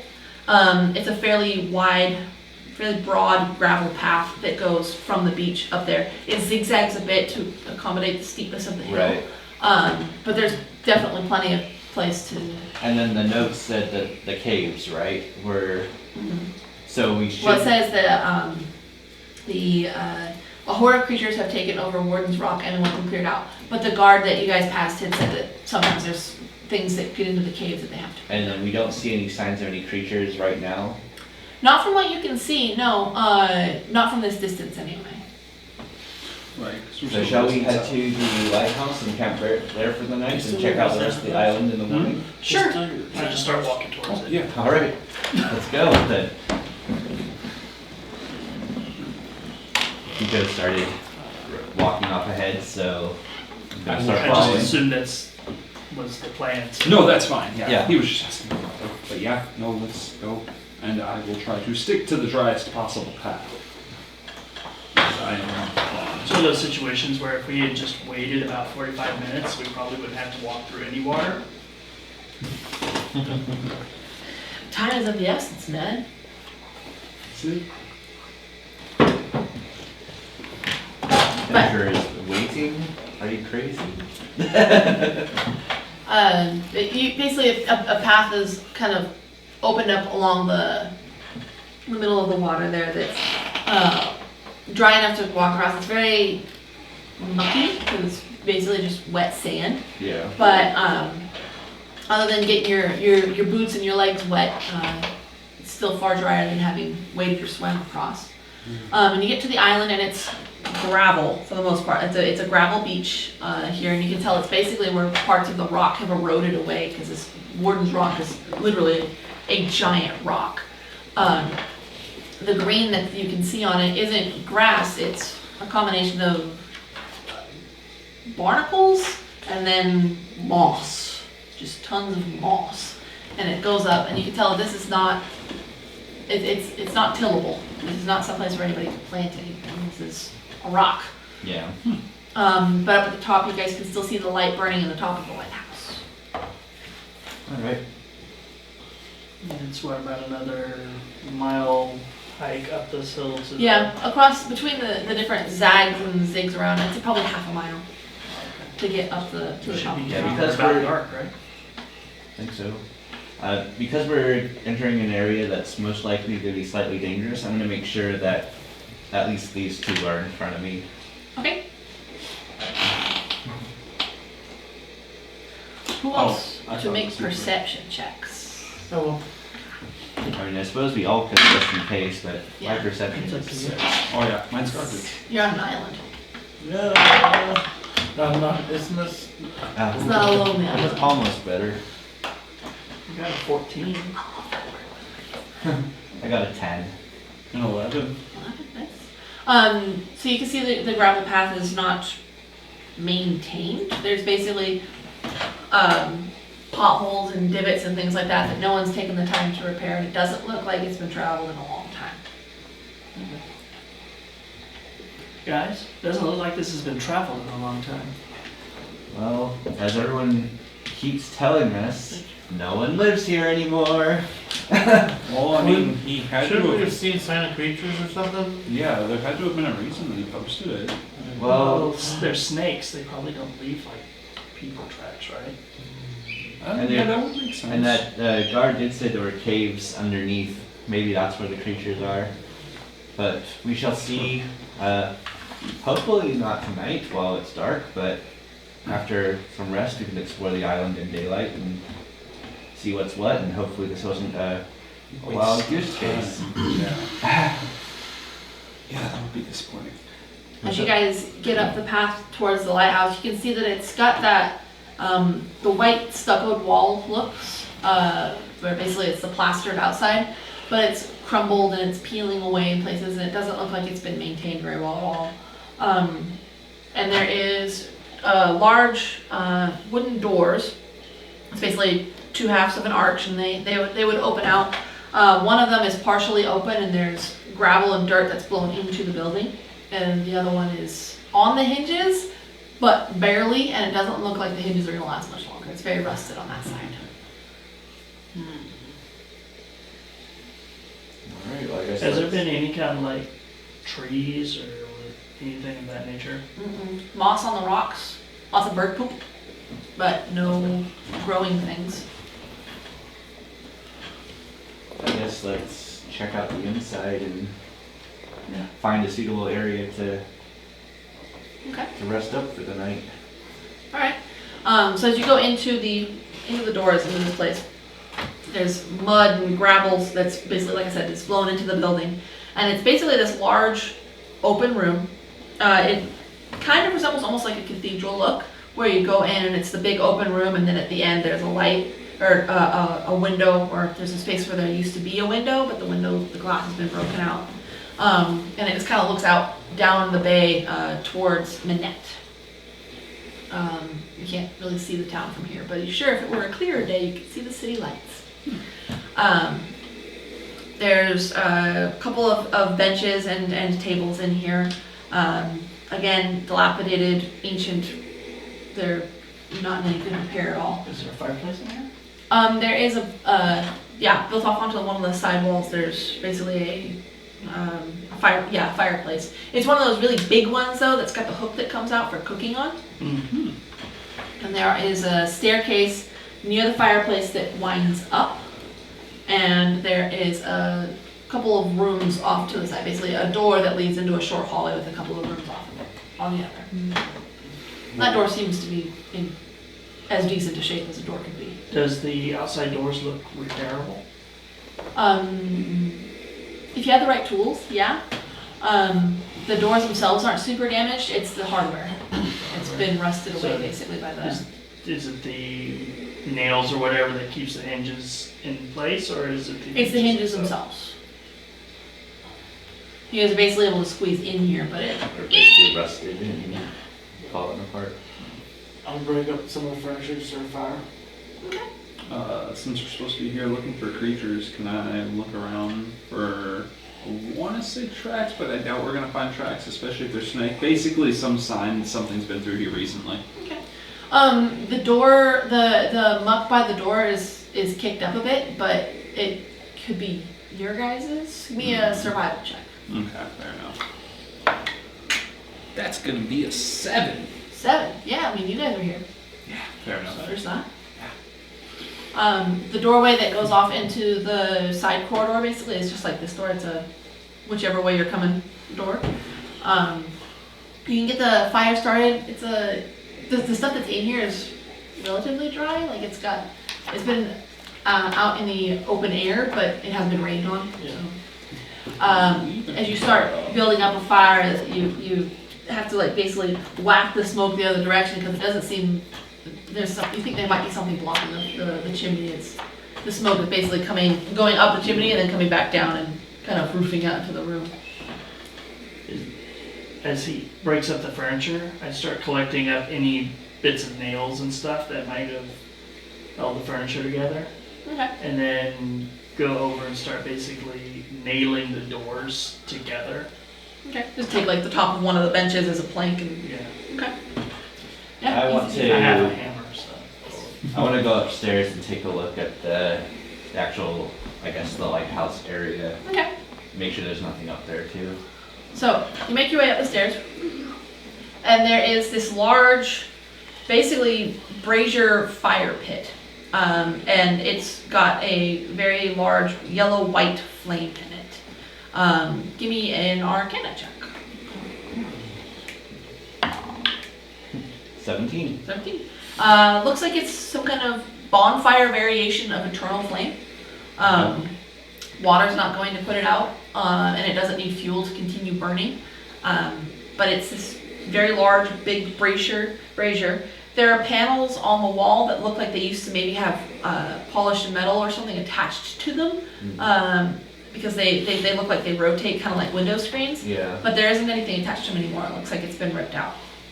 And up above you, there is a big domed, like, Liberty Bell, but the dongle is gone. Okay. And if you kind of dig around and look for it, you find what you think might be part of it, and it's just, it's so rusted that it's pretty clear what happened here. Okay. The light is still visible from outside, like you guys can see it from farther away. It's just, without the panels, it can't be made into a directed beam. Does it give off heat at all? No. No. Just a But- very bright yellow-white light. And there's nothing else up here, so it's like. Yeah, it's open air. All right. I'm gonna head back down. After I get the fire started, I have to head upstairs. Okay. Do I see the doggle? It's a rusted bit on the floor. I'll whack the bell. Okay, what are you whacking the bell with? The dongle. Okay. You go to whack it. Give me a strength check. 21. 21. You take this rusted chunk of metal and you go to bong it onto the metal that's up above, and it just shatters apart into pieces, and rust chunks, little bits of tetanus just come flying off of it, and you're like, ah! But there is a small resounding boom. Not a full-blown ring, but yeah, a bit of a dingle. What is Quill doing? Upon watching the interesting actions everyone else is going to take, I'm going to sit down and start ritually casting alarm, and then eventually make a little barrier around us, as I believe we're going to camp out here. Okay. You doing it basically in a circle around the fire pit area? Yeah, or- kind of Okay. close to it. That way we can all be somewhat close to it. But It'll take me you guys some time, though. explore the upstairs, and then what are you doing for camp? Are you just gonna throw your bedrolls out by the fireplace, or Basically, check out the rest of the I was gonna building? say, Oh, that's what I how many- assumed you were going to do. there was the other room, Akiko. right? You want to go check the basement out? There's a side corridor, yeah. There's a basement? I think there was a basement, right? No. There's a side corridor, but you guys haven't gone down there yet. You want to check it out? Sure. Alright, we'll go check out the side corridor. Okay. Prop up the door thing so to kind of keep some of the elements out. Okay. You go into this corridor, and there's basically 3 rooms that branch off of that. There's a room that looks like it may have been some sort of kitchen area at some point. There's a lot of tables in there, benches up against the wall, and there's actually a service pulley that goes straight down.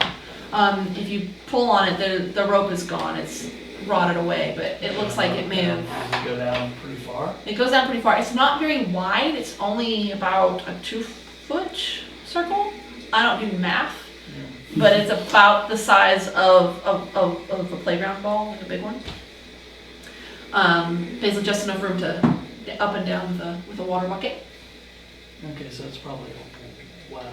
Yeah, be your guess. Might leave those cages. Is there wood here somewhere in the kitchen? Yeah, there's some wood. There's benches and the cupboards. Basically, those are made of wood.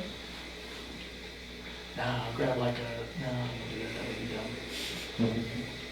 I'll leave it alone. Okay. If you guys continue on, the second room looks like basically what's left of a barracks kind of thing. There's what looks like to be the remnants of about 10 beds in here. And there may have been foot chests at some point, but at this point there's just a lot of wood splinters on the ground. Looks like someone came through here and basically smashed a bunch of things with full link on them. Is there any rugs or anything that might look like it's been sealed in a trapdoor? Not in this room. No, there was rugs in here, but it looks like they've basically just rotted away. There's not much left to them, no substance. The third room that's down across the corridor from you looks to be some sort of storeroom. Like there's crates and barrels and things in that in there. Again, quite a few of them smashed.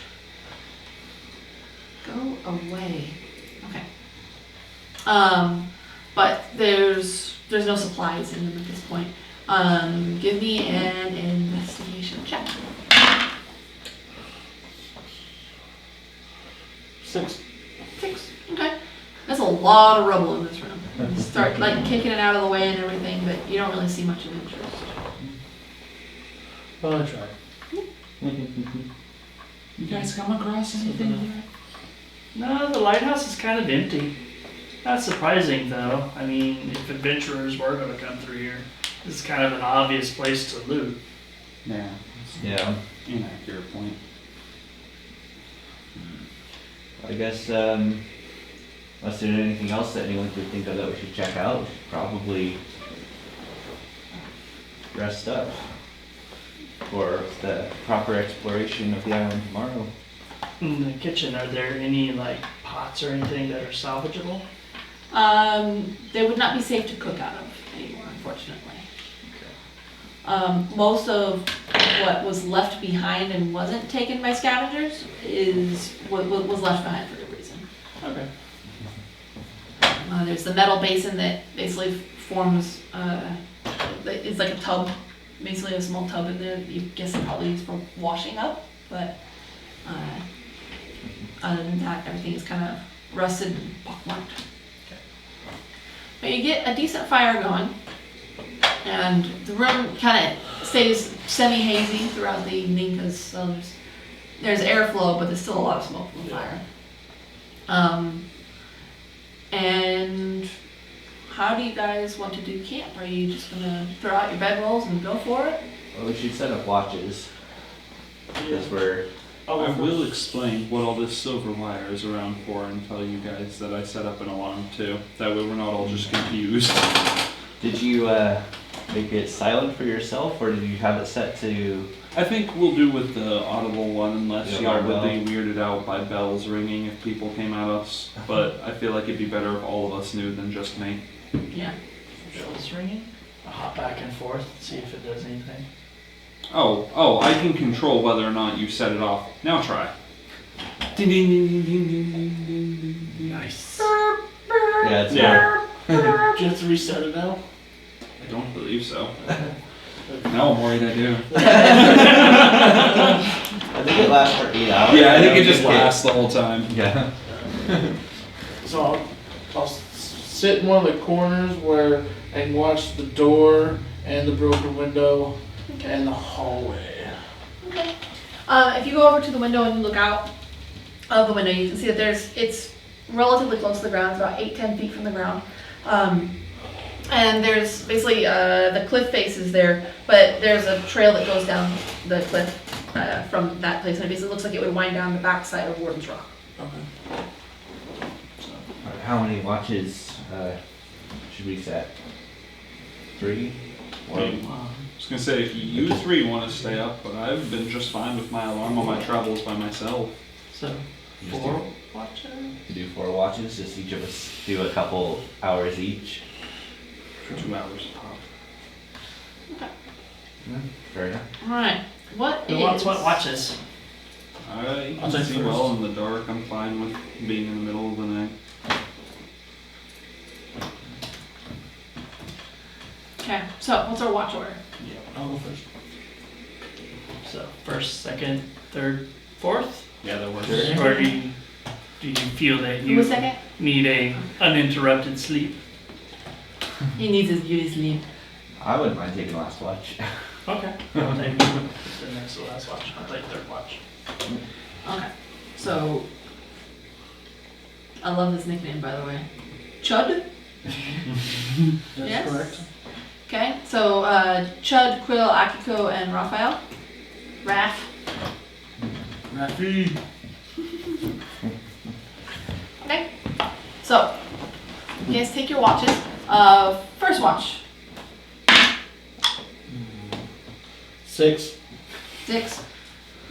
It's pretty weird how high up you guys are on a rock, but you can still hear like the ocean. And it's still raining. Yeah.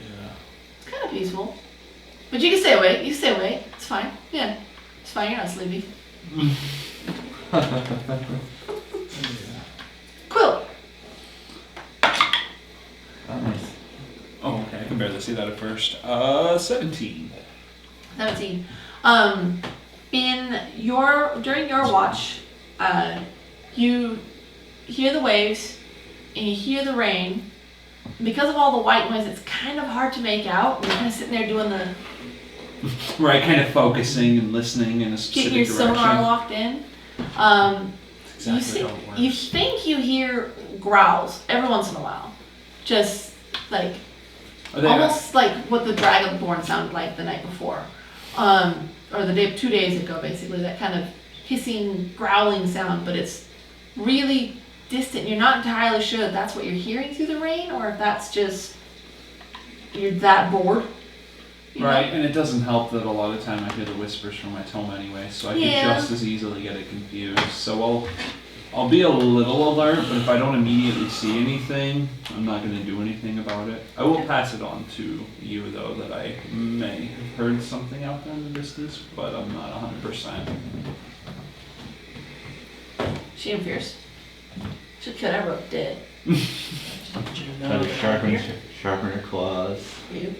Gotta be ready to murder us at any moment. So, my turn? Yep. I've warned you of potential growler 15. that I may have 15. imagined.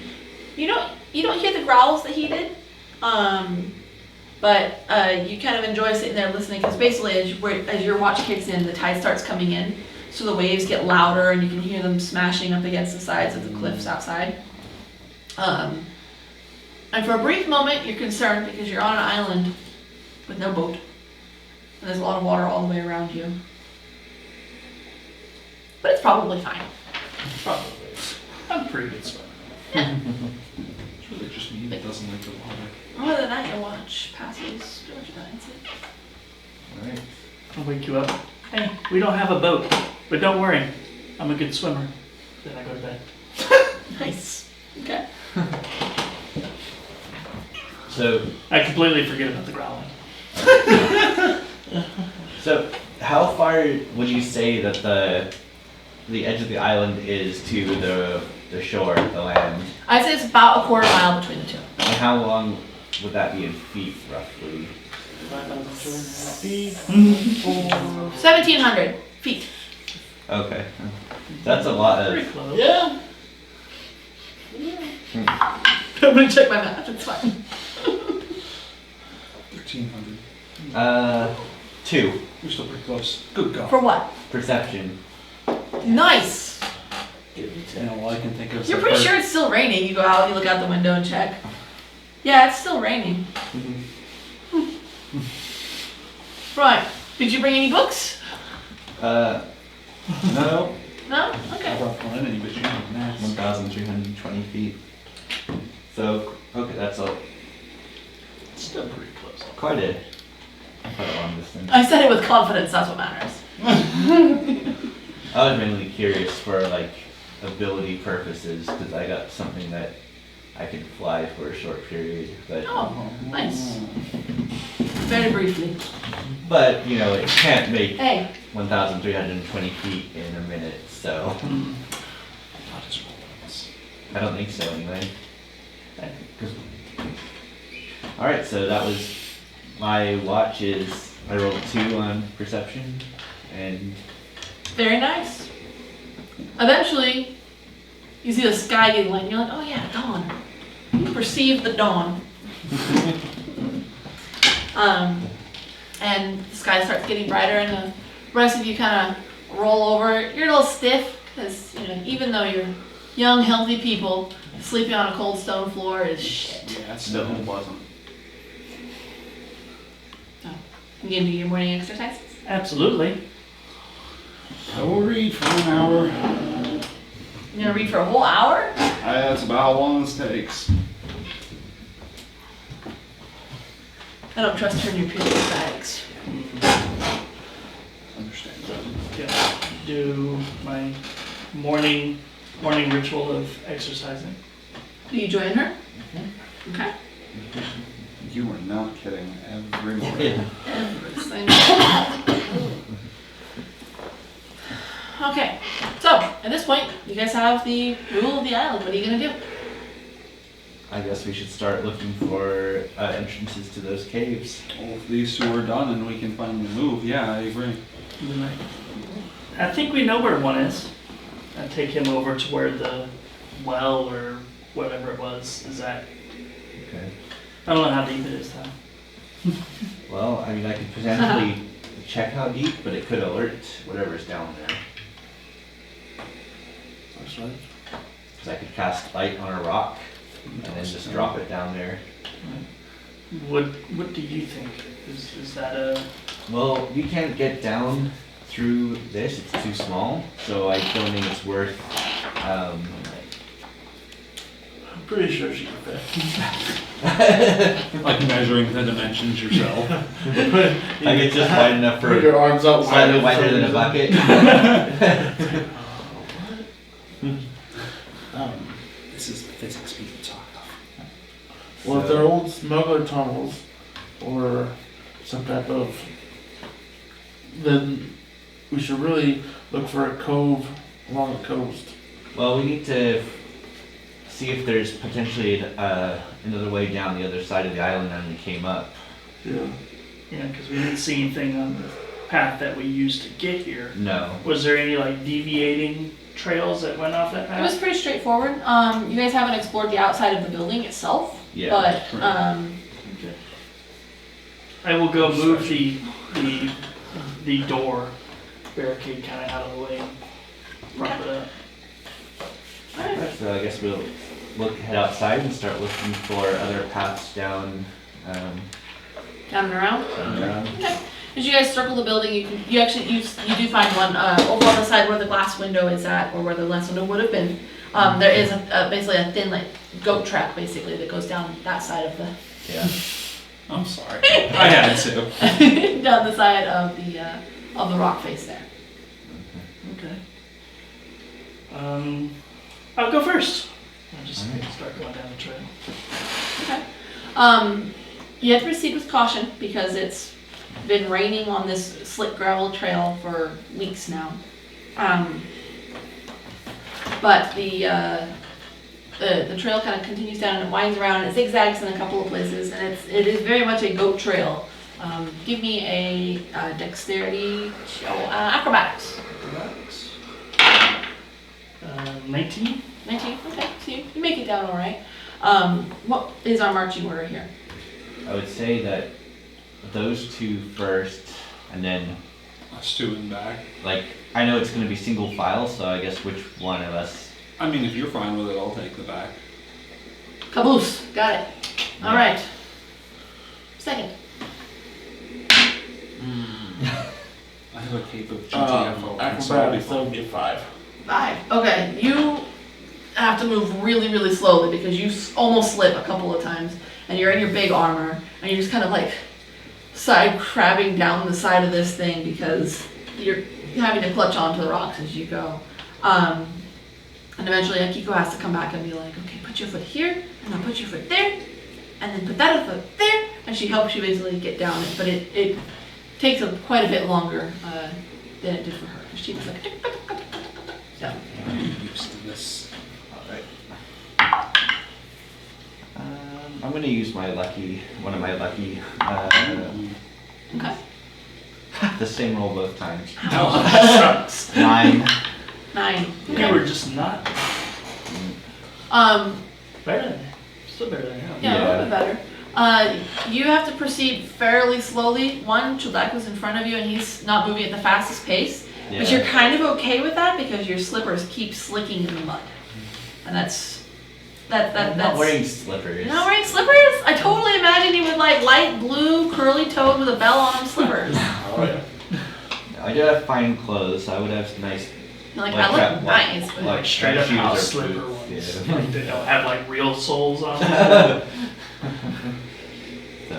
But yeah. so it's hard to get decent traction, but again, you try and stay far enough back from him that if one of you goes, the whole line doesn't fall. But you start paying attention to what Akiko is showing him for, okay, this is a safe place to put your foot, that kind of thing, and you guys crab walk your way down. And are we doing athletics? Acrobatics. Acrobatics, okay. 16. 16. Okay. You stroll down, just kind of waiting for the other people in front of you. I'm used Flip to through your book. awkward Flip through your passages. book. I have Scratch the ground a laws. little. I would assume that being a Tabaxi, you'd be pretty dexterous. Yeah. I'm pretty efficient Plus, at climbing. he's going to land on his feet, no matter how he falls. It's guaranteed. Just break his legs. But But that's whatever. I will land on them though. That's what matters. As you guys come closer towards the bottom of the cliff face, you hear this hollow, roaring echo sound, and it's pretty clear to you at this point that you are coming up on a cave. Yep. Oh, yeah. I'm gonna get some water. While Bree is getting maps.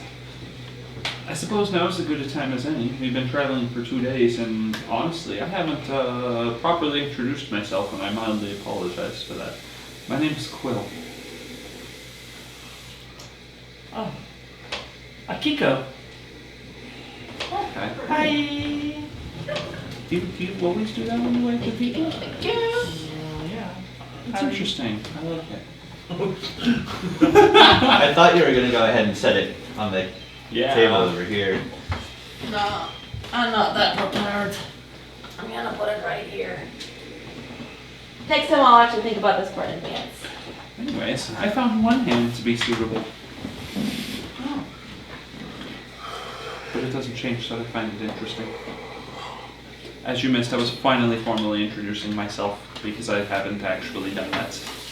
You introduced Send that up? yourself to Chud, and we just kind of heard the name. And, Oh, okay. Well, I was still trying to be nice about it. We can center that one up, actually. I'm gonna keep that one out. Oh, you do? Okay. I was gonna roll down I don't really have like an appropriate coastal rocky bit for it. Okay, then yeah, this will be fine.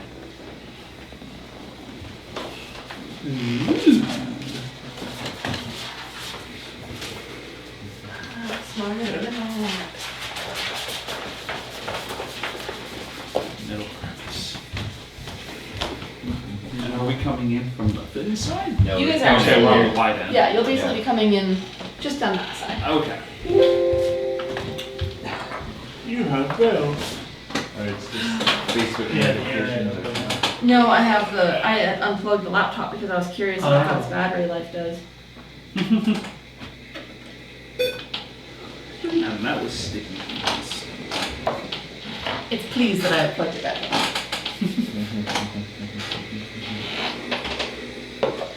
But you guys come around, basically come down to the end, the bottom of this cliff, and it's basically like there's gravel leading into a cave, or there's ocean water. And you get the sense that if tide were all the way in, because it's actually back out again at this point, if tide were all the way in, you wouldn't be able to see this entrance to the cave. It's about 15 feet high at its peak here, and it's round. It's a rounded entrance, but the height is about 15 feet, so it just kind of scales down from there. And the first thing that hits you is not just a spray of water from the ocean. Congratulations, you are now all damp. The stink. It smells like a mixture of a handful of centipedes and rotten flesh. Oh god. Yeah, it's a very gross, repulsive smell. Alright. This is just unpleasant. Like, this is gross. But how are you guys going to proceed? Do you have light sources? Yeah, I'll cast light on the end of my staff. I can cast dancing lights and share an orb with everyone as long as we don't get too far away. I'll activate my laser eyes. They flicker and they go out. Quill starts chasing. You're right. Hey. What are you doing there? What is that? Hey. What's that? What's that? What's that? Yeah. Perfect.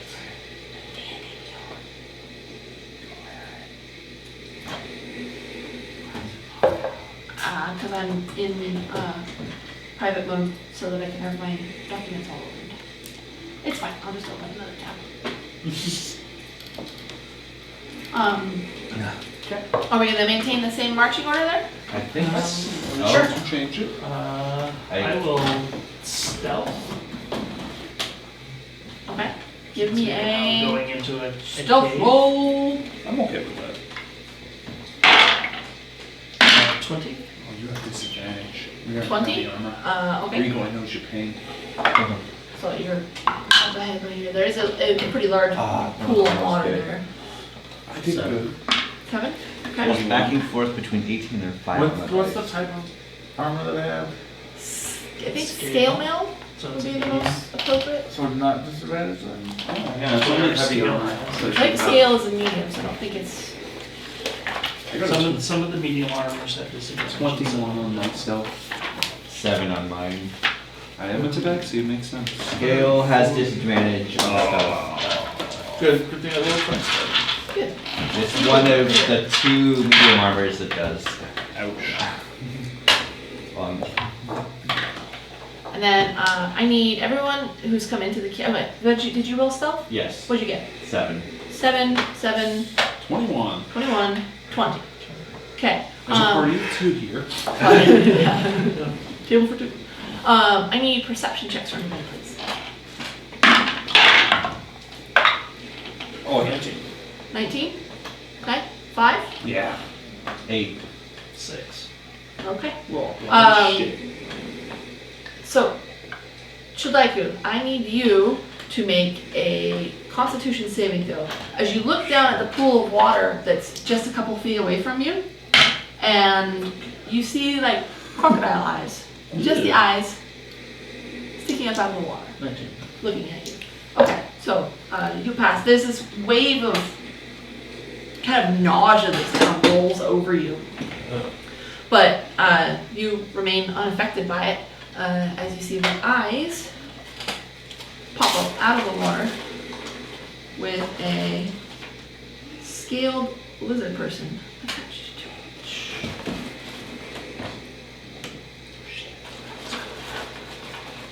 Yeah. Continue all day. And then from the water behind you guys, we'll put one yeah-ish and one out here. These strange crocodile-headed, like they've got the really long snouts, but their whole head is long and flat. There's far too many teeth for whatever this thing is supposed to be, but it is completely covered in scales, and it has long, nasty-looking claws, and the smell is coming from whatever this thing is. And I need everyone to make Initiative. initiative rolls. Calls like initiative checks. Cards? Mom said alligators are so angry because they got all them teeth and no toothbrush. What? You never seen Waterboy? Oh, never mind. I should have seen it since I was a kid. That's ingrained in my life. Okay.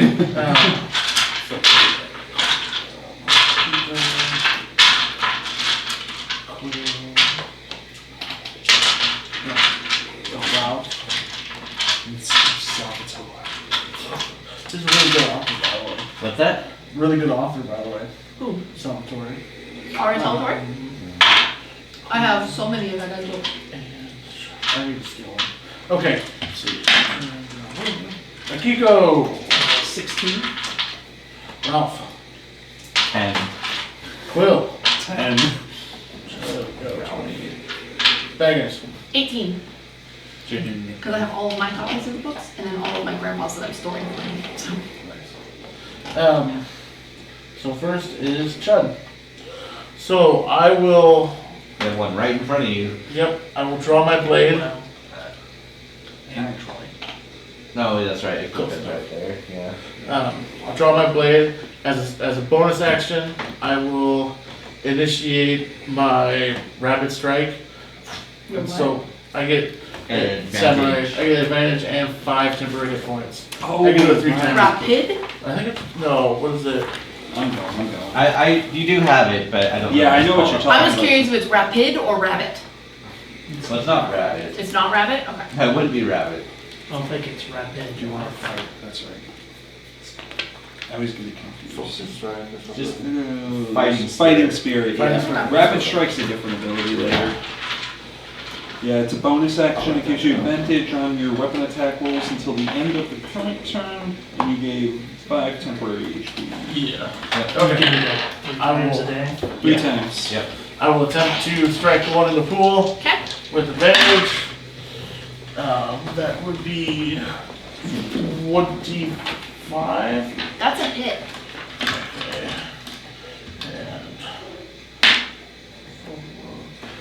And 8 damage. Slashing. 8 slashing damage. Okay. The And creature kind of like hisses out at you, and it brings its claws up, and it clearly does not appreciate your shenanigans. You are Next. the best. is bad guys. Okay. So he kind of shields himself, and then he goes and rakes out at you with his claws. I block instinctively with my katana. Oh. See, so 2 claws and a bite. Does 17 hit? Yes, it does. Okay, so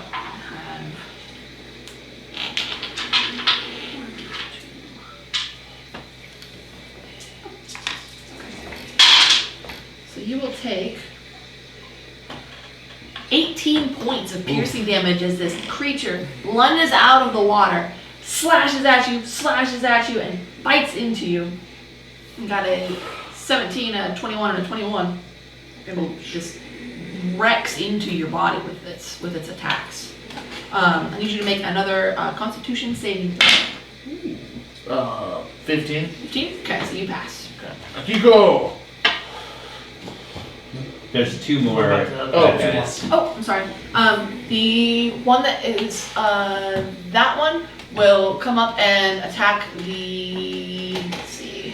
Leave my tail. Evens is Quill. That's cocked.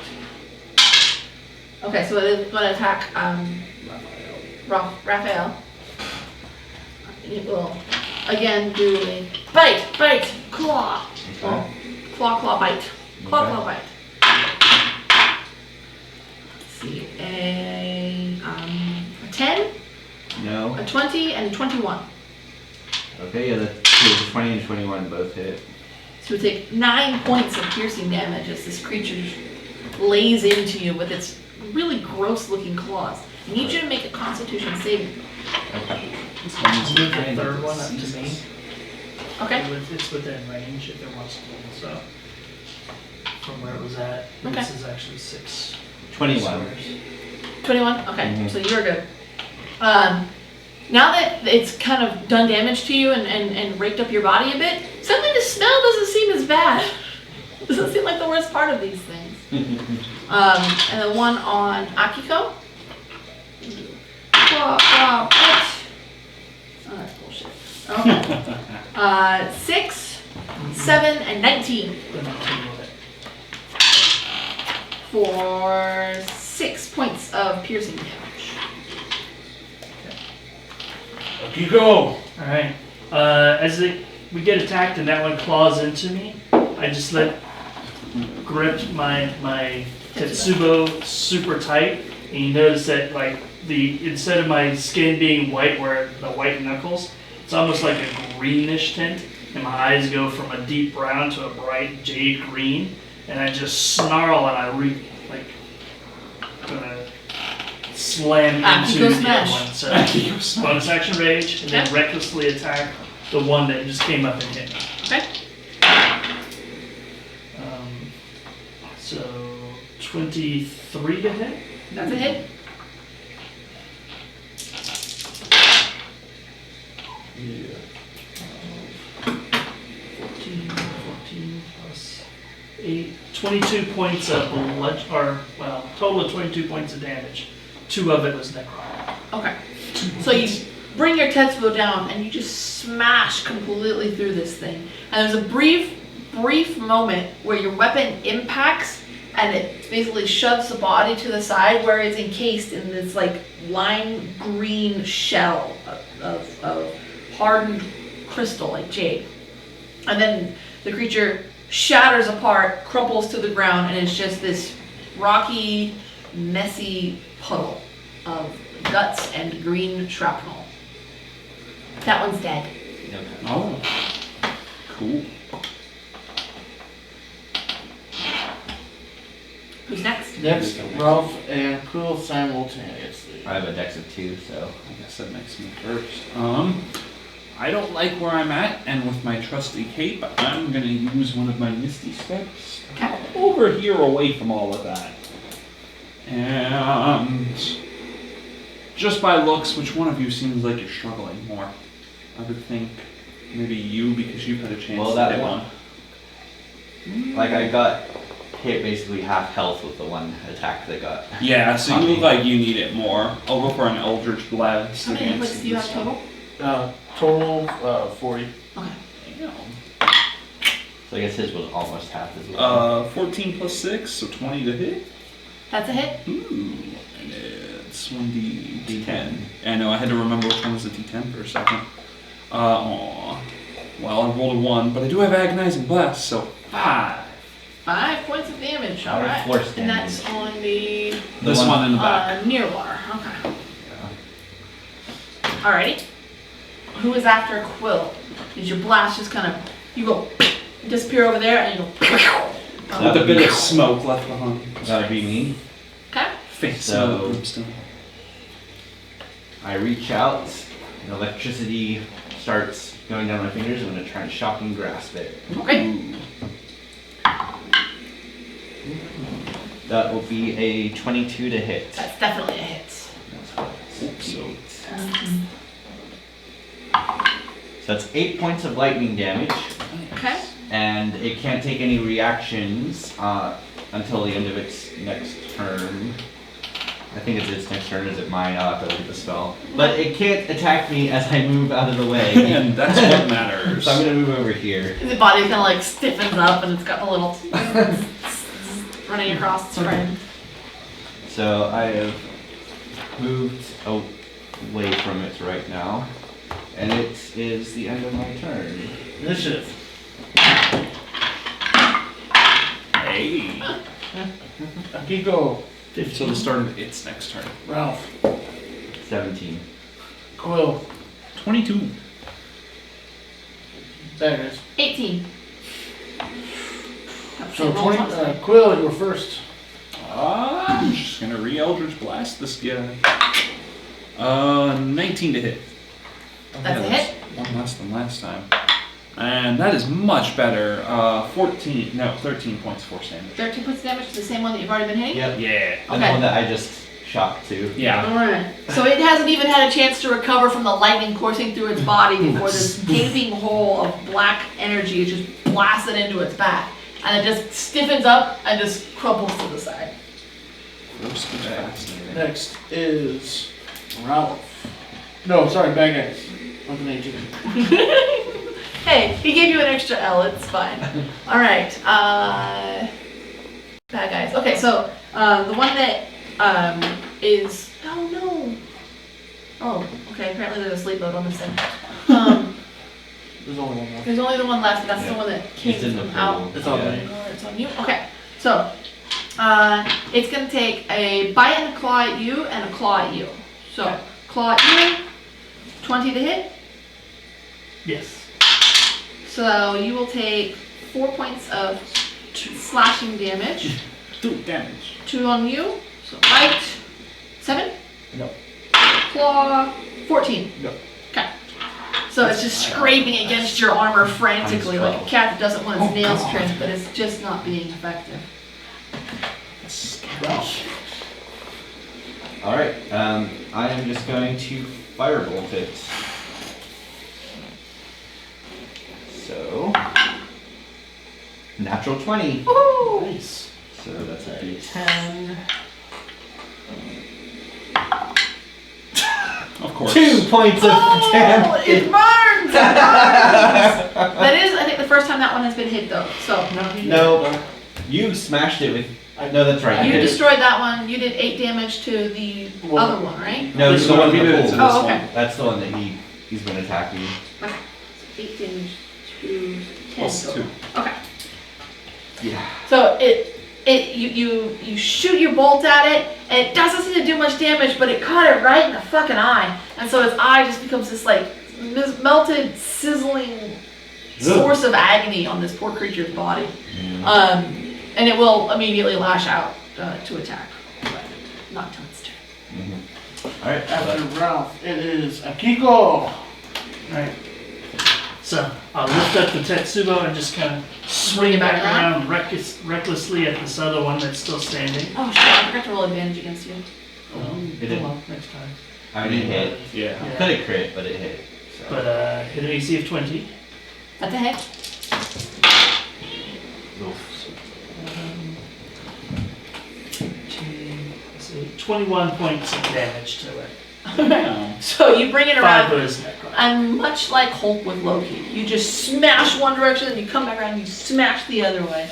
And the creature crumbles to bits and falls into the pool. I could have got Well, I think we found the creatures that that man posted it. About. this job for. Afterwards, I'm like, You're scared. In a good way. Spatter But of you're sorry. necrotic grossness on your face. I want to pick up some of the crystals with these things. Okay. You can pick it up, but it starts to dissolve within minutes. Basically, it just fades away. I'm going to cast Cure Wounds on myself. Mother Flatter. Okay. Bitch. Son of a For fuck. 5, and I'm gonna cast Cure Wounds on Chud for 12. Of course. So, alright. 3, 4. Can I use my foot to kind of sort through the mess? Do they have any like pouches or gear of any kind? They don't seem to have anything on them. The two that were out in the water basically were carrying almost like nets kind of thing, but they dropped them in the water as they came out to attack. But they don't have any possessions on them. They're scaled creatures. They stand about 6 feet tall, but they're kind of hunched over, and their skin is just this really hard chitinous scales. Again, long, flat head, too many teeth, and crocodile-like eyeballs up at the top. Or alligators, I never remember which is which. But they don't look snake-like, but can see how someone could have confused them Right. for snake-like. Yeah, especially with the way that those ones moved through the water, which was much like an alligator, eyes up, kind of. And the back and forth. Yeah. So this is what we're looking for, right? That's what it It seems appears like. to be. Shall we tread further in? I'm gonna be a bit skeptical Sure. farther in, but yeah. Make sure My you way in that direction. stay on the Making my toes. way downtown. Okay, whose light source are you taking advantage of? I mean, Because I Chuldaiku just, is second. I just kind of Well, he assumed that I keep my Dancing dancing lights. lights. You'll I keep just it up keep relatively one front? for each of us as long as they're And not then I've too got far. light on my staff, Okay. so each of us So you has guys are all like covered. a light source. Yeah. So- I'll take the lead. I will begin searching for traps along the way. Okay. Give me investigation. Marching order. That's right. Yeah. Not that we particularly an investigation. That's what it is for traps, right? Yeah. 14. 14. Okay. You don't see any traps of the traditional sort, but the area in here is very clearly usually underwater. And so it's slippery rock. That's been worn smooth by a constant rushing of water. The tunnel basically carries you down. The cave narrows down to a fairly small point, about 5-6 feet across. Jagged rocks poke down from below and kind of make the taller ones of the party have to duck beneath them. But as you're kind of working your way through there, there's little tide pools that you can step your feet into. There's slick patches of rock where there's like barnacles and stuff like that. You just have to be really careful about how you're moving. But there aren't any actual physical traps. And as long as you point out to everybody, watch out. Oh, don't slip on Watch out, this. there's a thing. Yeah. You guys will be able to move through there at a fairly decent clip. You can still hear the roaring of the water, but it's definitely deadened.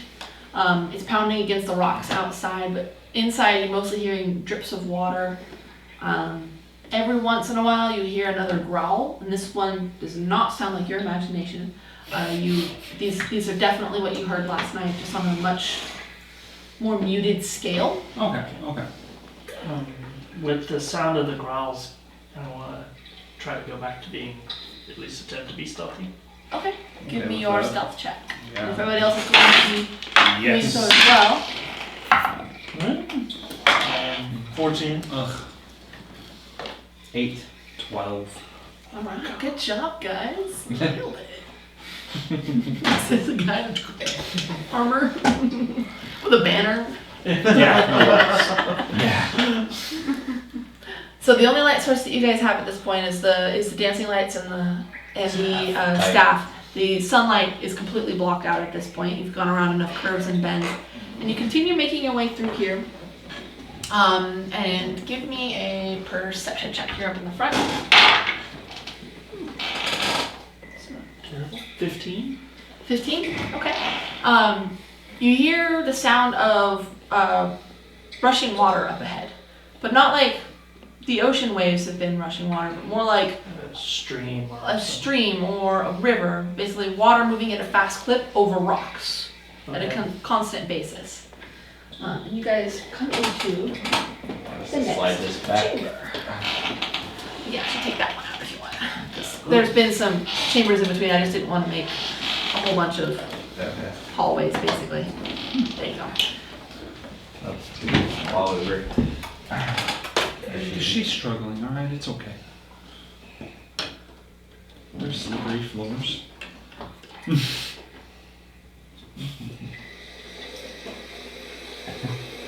Once you come out into this antechamber, or into this chamber here, the roaring sound gets louder, and you can actually see there's a large pool of seawater, and it seems to actually connect to the ocean itself, with the depth of the water, because the water is pouring from this room down into a waterfall that disappears down below, and you can hear the water level doesn't change. It's constantly moving up out of the earth and down into that waterfall. Okay. What did you get for your perception check? 15. 15? Okay.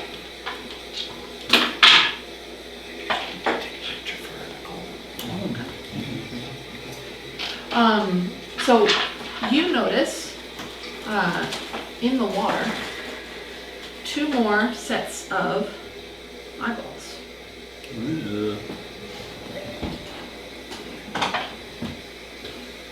I know, just everyone goes It's a for team it. effort. Where do you want them at? Put 1 Nyash and 1 over Nyash. Plus, I always like it because then you get different angles of it.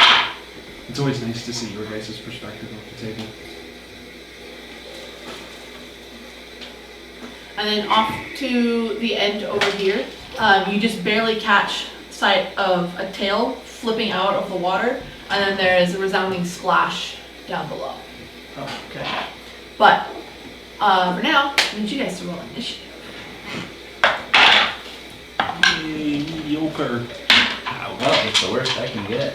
On the nice little spin too. Yeah. Akiko. What in the brain? 12.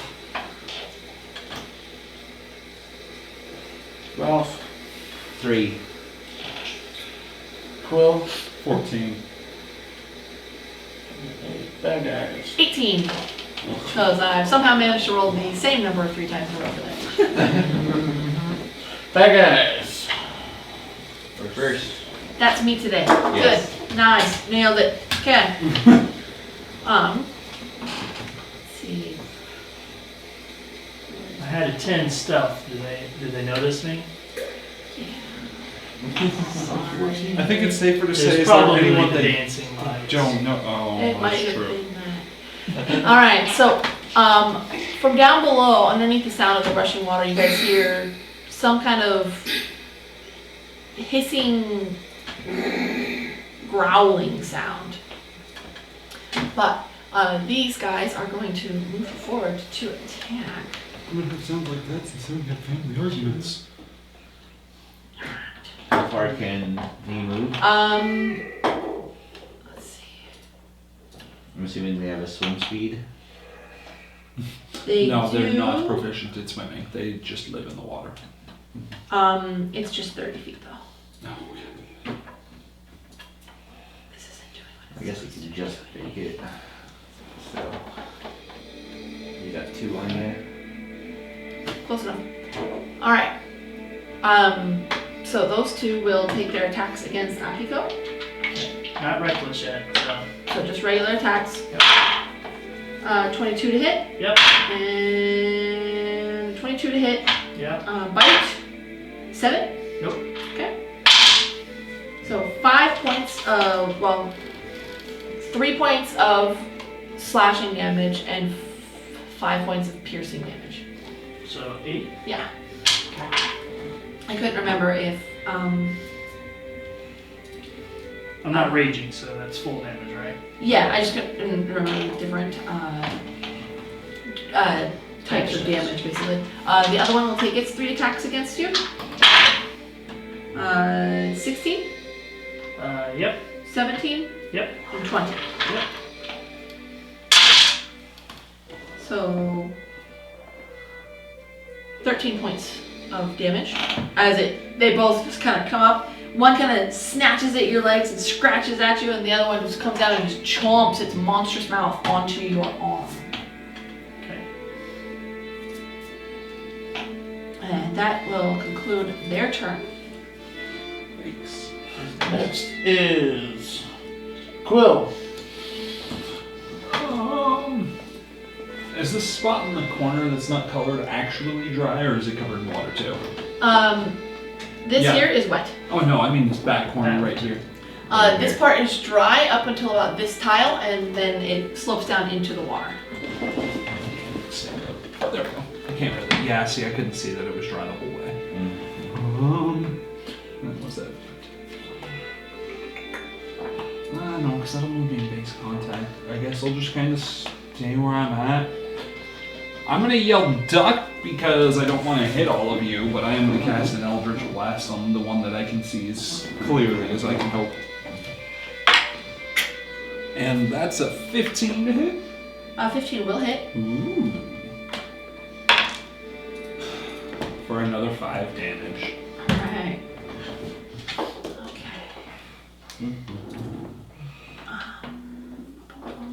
And then I'll be a little bit of a dick.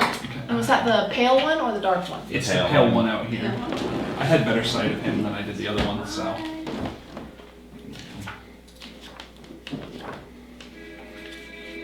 Okay. Who's next? After Ziquid. After Quill is Akiko. Akiko. Alright, I am going to swing my Tetsubo at the one directly in front of me. I will not be raging, but I am going to go reckless. Okay. So 8 plus 27 to hit.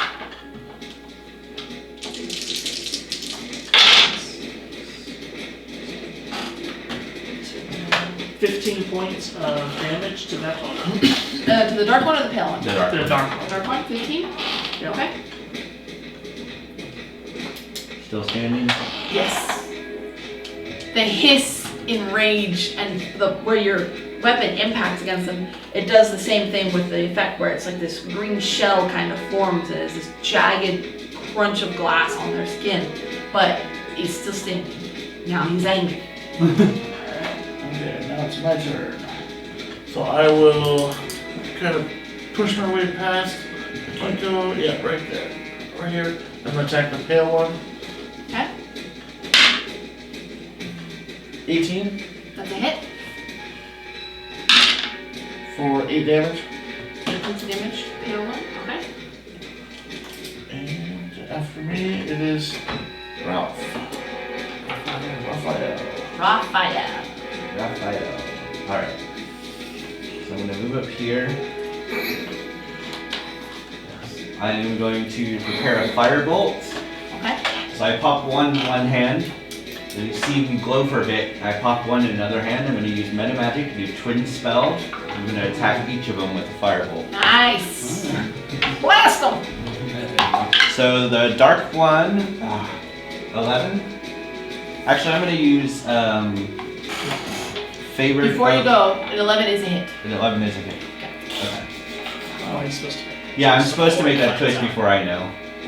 Oh. But it's okay. You told me it's a hit, Alright, so. yeah. Well, I wasn't sure if it was using up another meta magic. No, it either have been lucky or my Oh, okay. race thing. I got stuff or class thing. Re-rolling. Yeah, and 15 for the second. That's a hit. All right. So the percentile will be for the light guy. So a 10 on the dark one and a 7 on the light one. That is enough to blast and drop both of them. There's just this sweet both crumble to the ground. They splash into the water. And their bodies start to sink down below. Who's next? It's initiative.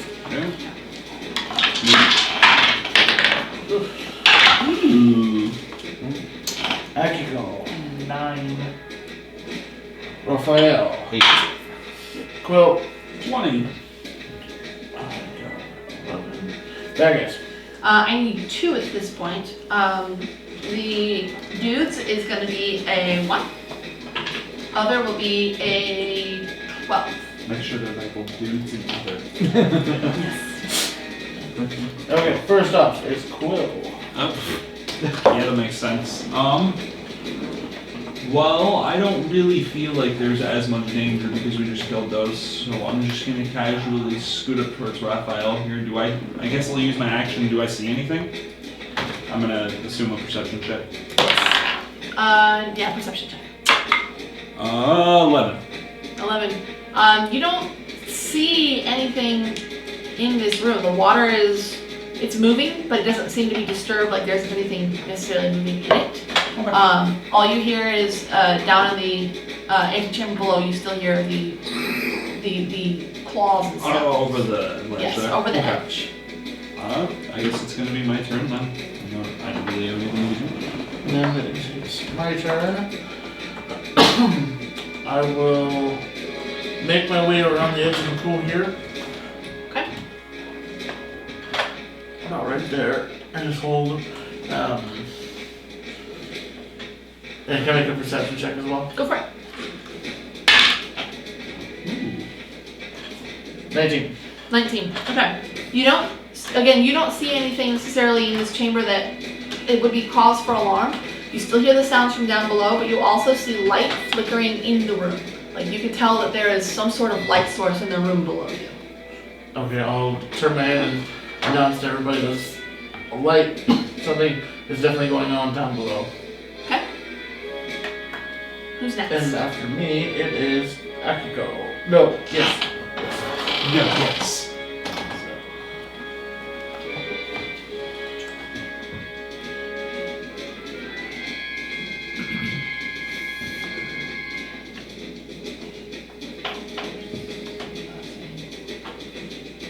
Alright, so I'll move up as far as I can with just my movement, and then hold my action for if anything comes up close to me. And then other bad guys. Other bad guys. Alright. So, from the waterfall, that's just about there, this large black claw grabs onto the rock, and the water comes coursing over its arm, and it doesn't really seem to mind.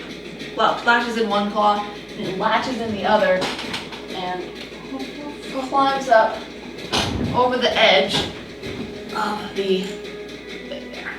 I chose that many because it actually fits, but it's right there. Large. No, it's black not. claw. That's not better at all. It really doesn't change its stats, guys. No, but it changes But our it certainly perception feels of it. like it. Yeah.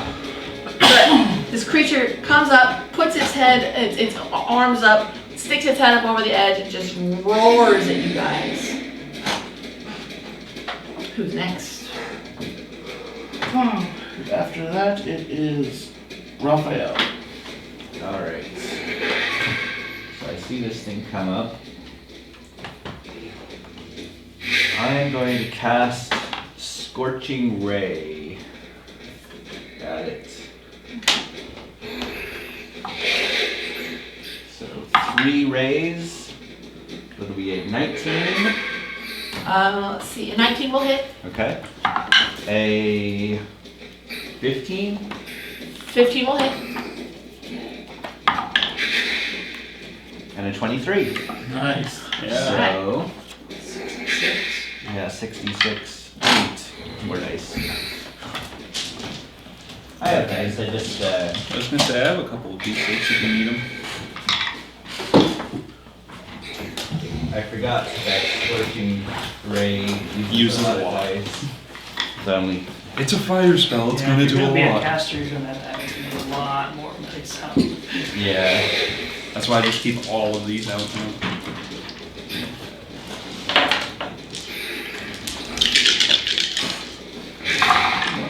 Listen to D4. Burn! Burn! 24 fire damage. 24 points of fire damage.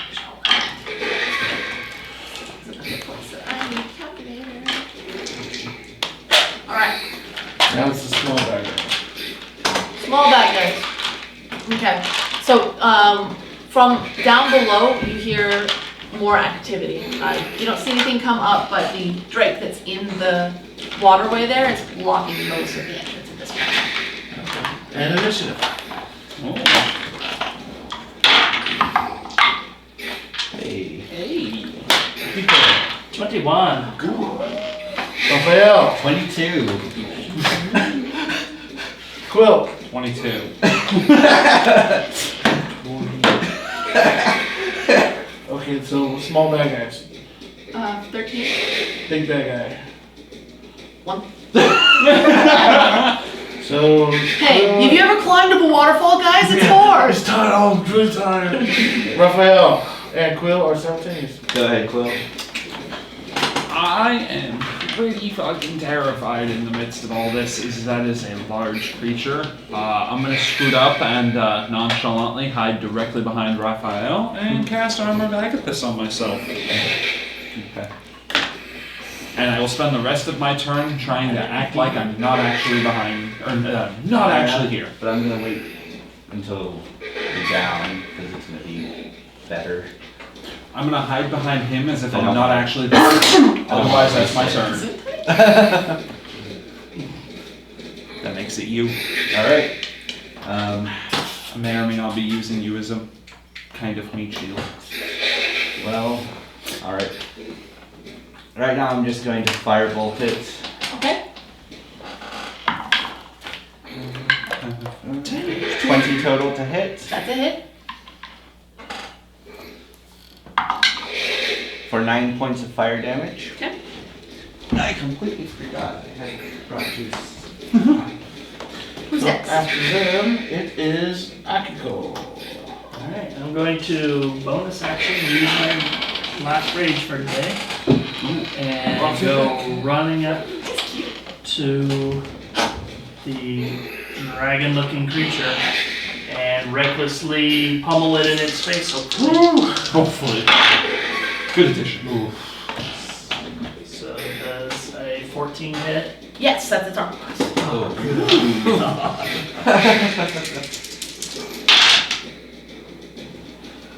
Plus 8, so 16 points of damage to it total. Okay.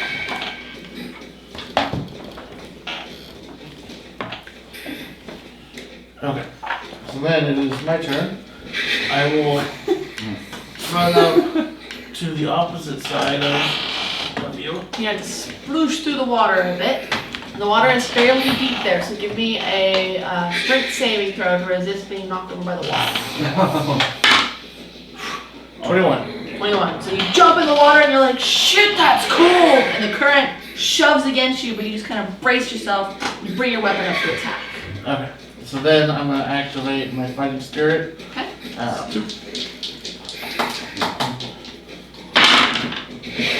So 21. That's a hit.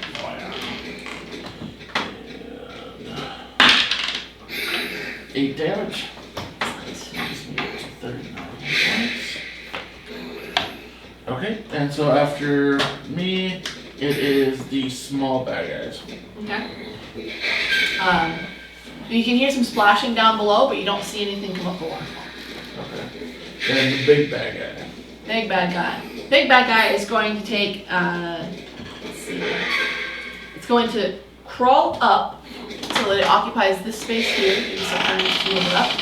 And it is going to bite you and lash at Akiko with its tail. Huh? It's like it's in the same spot. There's nowhere for it to go. The wings don't really Well, fit. that's where it thinks it's at. How about that? Okay. So, against Akiko, does a 16 hit? Yep. Okay. We're so squishy. 8 points of bludgeoning damage as it least wobbles there's you with its tail. 4. 4 points. And then against Chuldaiku. Chuldaiku? Chud. Yeah. I mean, this 13. point, if I No, kill it's you, 14. Still miss. probably Damn. do enough damage Okay. to drop you anyway, so I'm gonna wait till you drop it. So. Kill you to bring you back up. I lose my rage. Alright, We'll see. that is the Drake's turn. And it hisses out at you and just chomps into you. Lose damage anyway. Initiative. Oh, piss. Do it again. Yeah. Ugh. Akiko. 18. Raphael. 22 again. Nice. I got 2 natural 20s on initiative. Quill. 6. Ouch. Small bad guys. Roll 3. 3, Big bad guy. 4. Raphael, you're first. 5 hit points down. So is it large? It is medium. Really? Why did you grab the medium one? That's a large base. Is yeah. it? Yeah. Well, let me, should I- Medium is human. Is it this one? Yeah. Yeah. Okay. Medium is human-sized base like the rest of us. What are you switch it out? That one looks cooler though. He's suddenly less intimidating again. He gets up and you realize, oh, it's not as big as it seems. This isn't a gaping And dragon he's thing. like, no, it's scary. Because I really like his signature. Yeah, no, the thing's cool.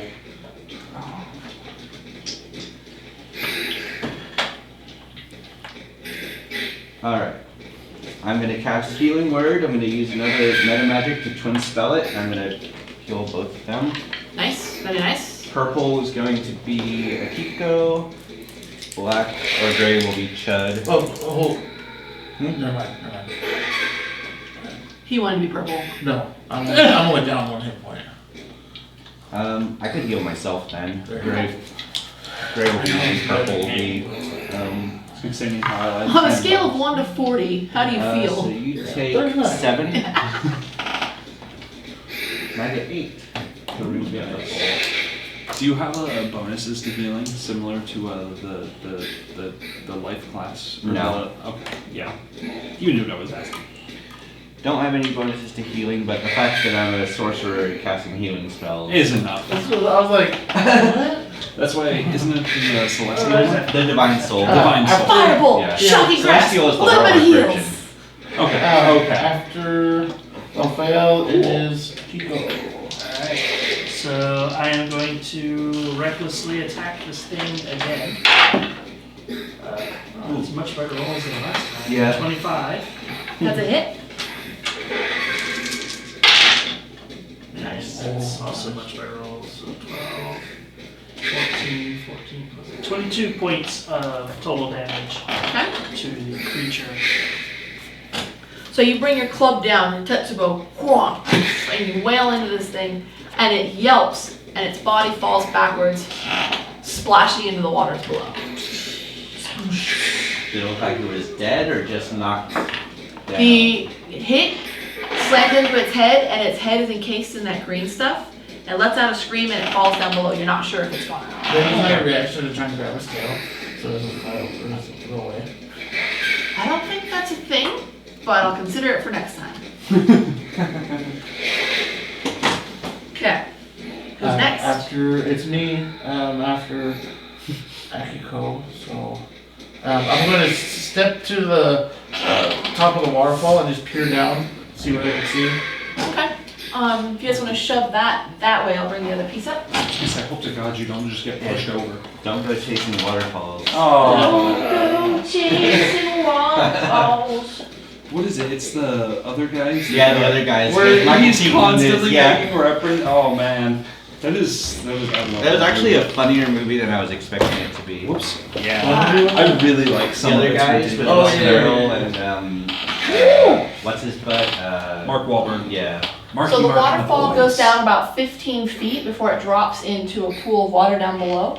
And the light sources that you guys had seen earlier are coming from up on this strange altar-like thing that's up on a raised edge above the rest of the cavern.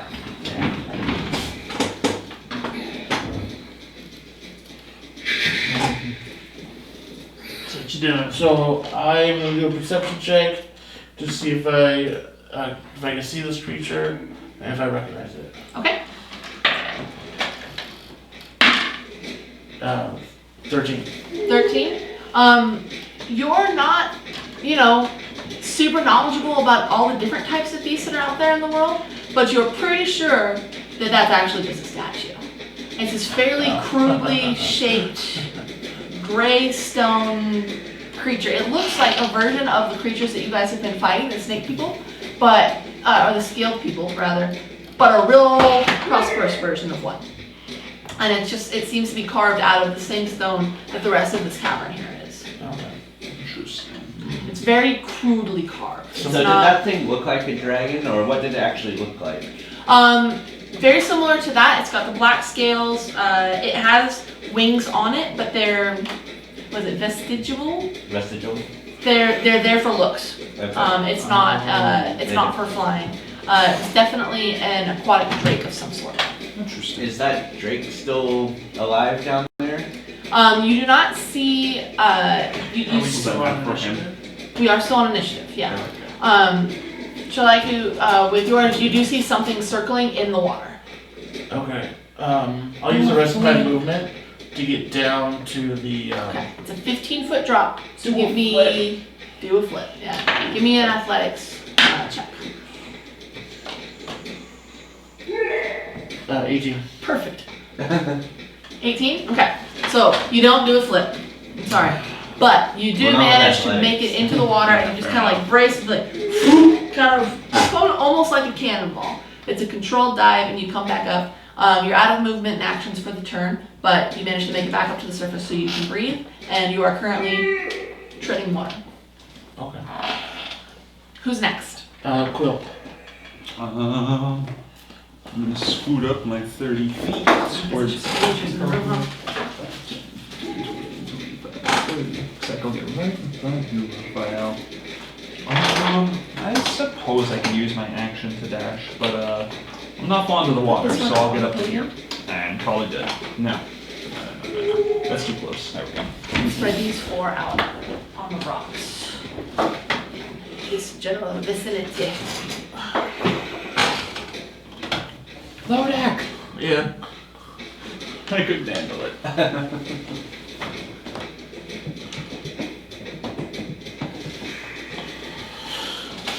Alright, who's after Quill? Yeah, After Quill, I'm, it is the big bad. Big bad. Alright. So, you would put this one. Is this the right size base or is this too small? That's a medium base. Okay.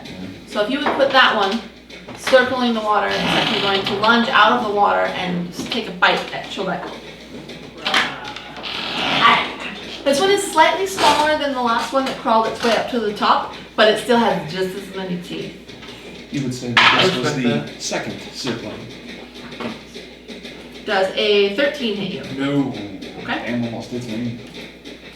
Alright, and then it will swim, basically, it swims in its spot and it kind of whacks at you with its tail.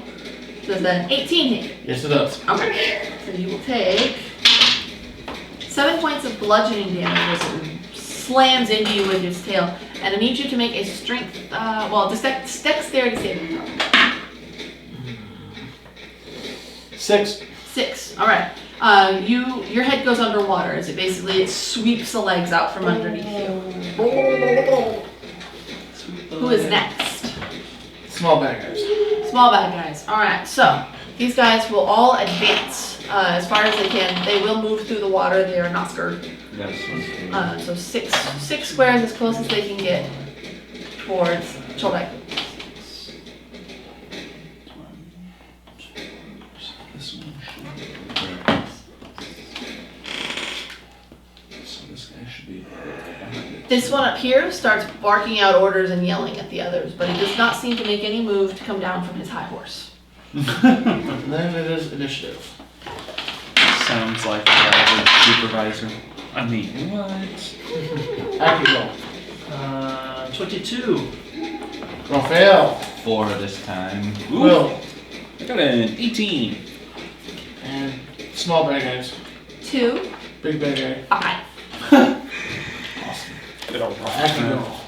Alright, so I want to use my athlete feat to leap out over him Do a barrel and roll! then come basically down on top of the weird little dragon creature. Okay. Why don't you roll me an athletics check? I know you're using your athlete feet, but let's see how cool you look like you do it. So a total of 17 since I have advantage while I'm Okay. 17.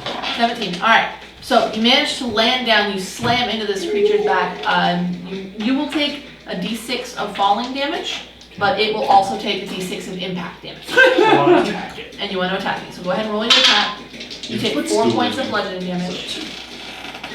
And it takes the same 4. And then you land on it. What's the armor class of 19? That is definitely a hit.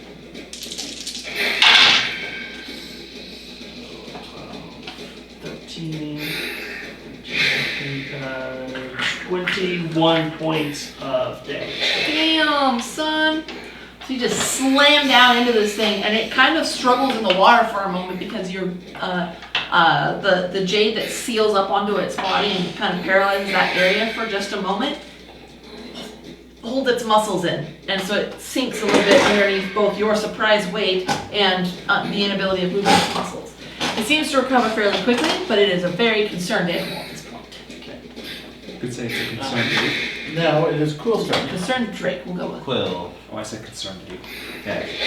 concerned Drake. Yeah. Stardew Valley. Yeah, that's what I was going for there. I am not gonna be happy about this, and I'm very reluctantly gonna get into the water and I guess try and swim down after Chuldaiku here. Okay. Give me a strength saving throw for when you enter the water. Yeah, sounds about You kind of skipped this because you jumped over it. 7! 7! Oh, yeah. So you don't have to worry about rolling an athletics roll because you are caught in the current and swept down the waterfall. It just takes me. So you will plunge down into the water and you will resurface about here. In an effort to refrain from drowning, though, you don't have an action at this point. Okay, that makes sense. That's you. I essentially coming spent up for my air. action to regain control of myself. Okay. So then it's my turn. Am I basically just prone? Yeah. So use half your movement. You'll be able to stand up. So I'll stand up. I will use my cloak and Misty Step out of the water. That isn't that an action? Bonus action. It is Bonus bonus. Misty action. Step's a Yeah, bonus that's action. Okay. That's 2. It's 2 out of 3. I got a thing for it, So I don't will worry. stand up and I will attack the dragon. Okay. The hissy fighty Drake. 6 is 13. That's not quite a hit. It's a 14. Okay. So I will use my. Nope, that's it. Okay. After me, it is Big Bad. Alright, Big Bad is going to take a bite at you, and it's going to sweep you with his tail. So, bite. 7. This. Good. Tail. Did you reckless?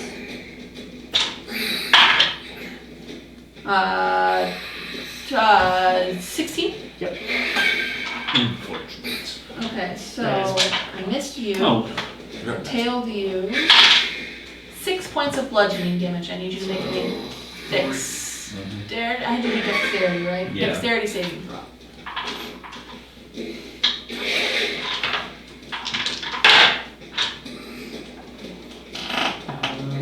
You have 15. advantage on that, right? Mhm. Okay, 15? Yeah. Alright, so it slams into your leg, and you're pretty sure that's going to leave a gnarly bruise, but you manage to hold your position in the water, and you don't end up going under.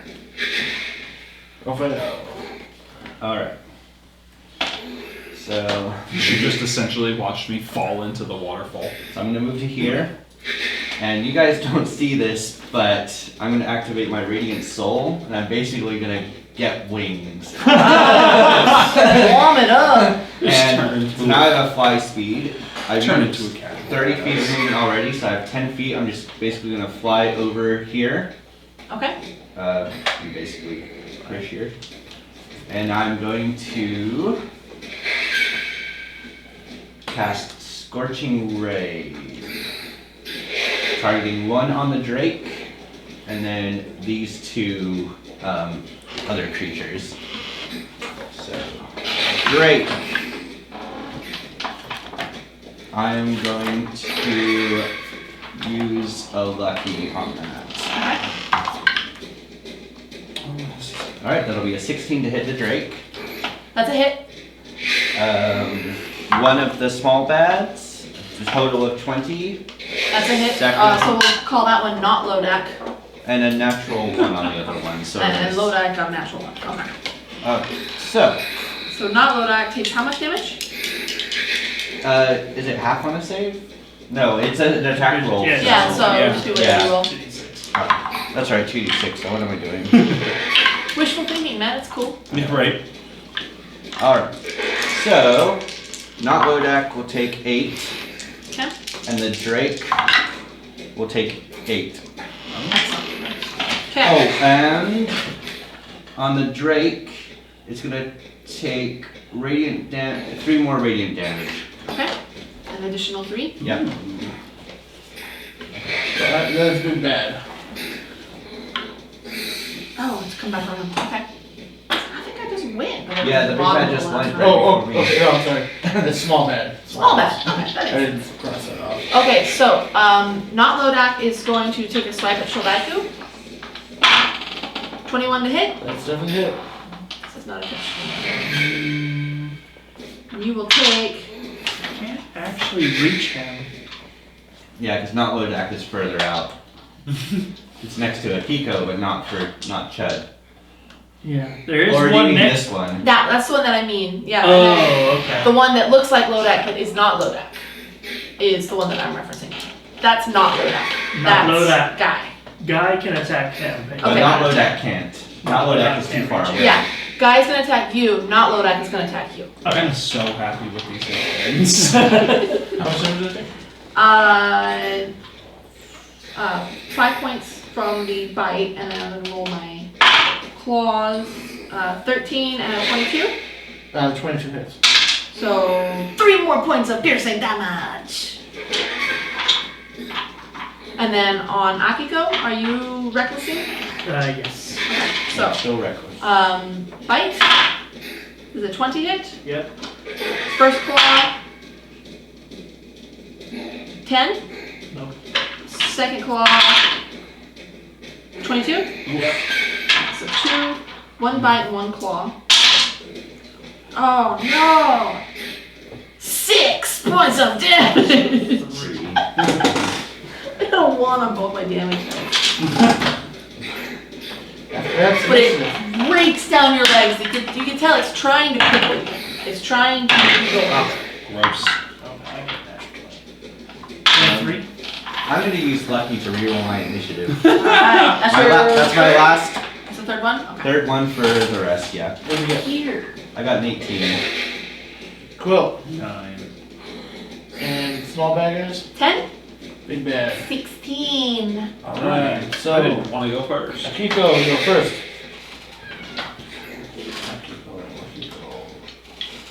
You stink. Go away. How bad off does the weird little Drake look? Not near as bad as the other one was before it went over. Alright, then I will recklessly attack that. Okay? That will hit.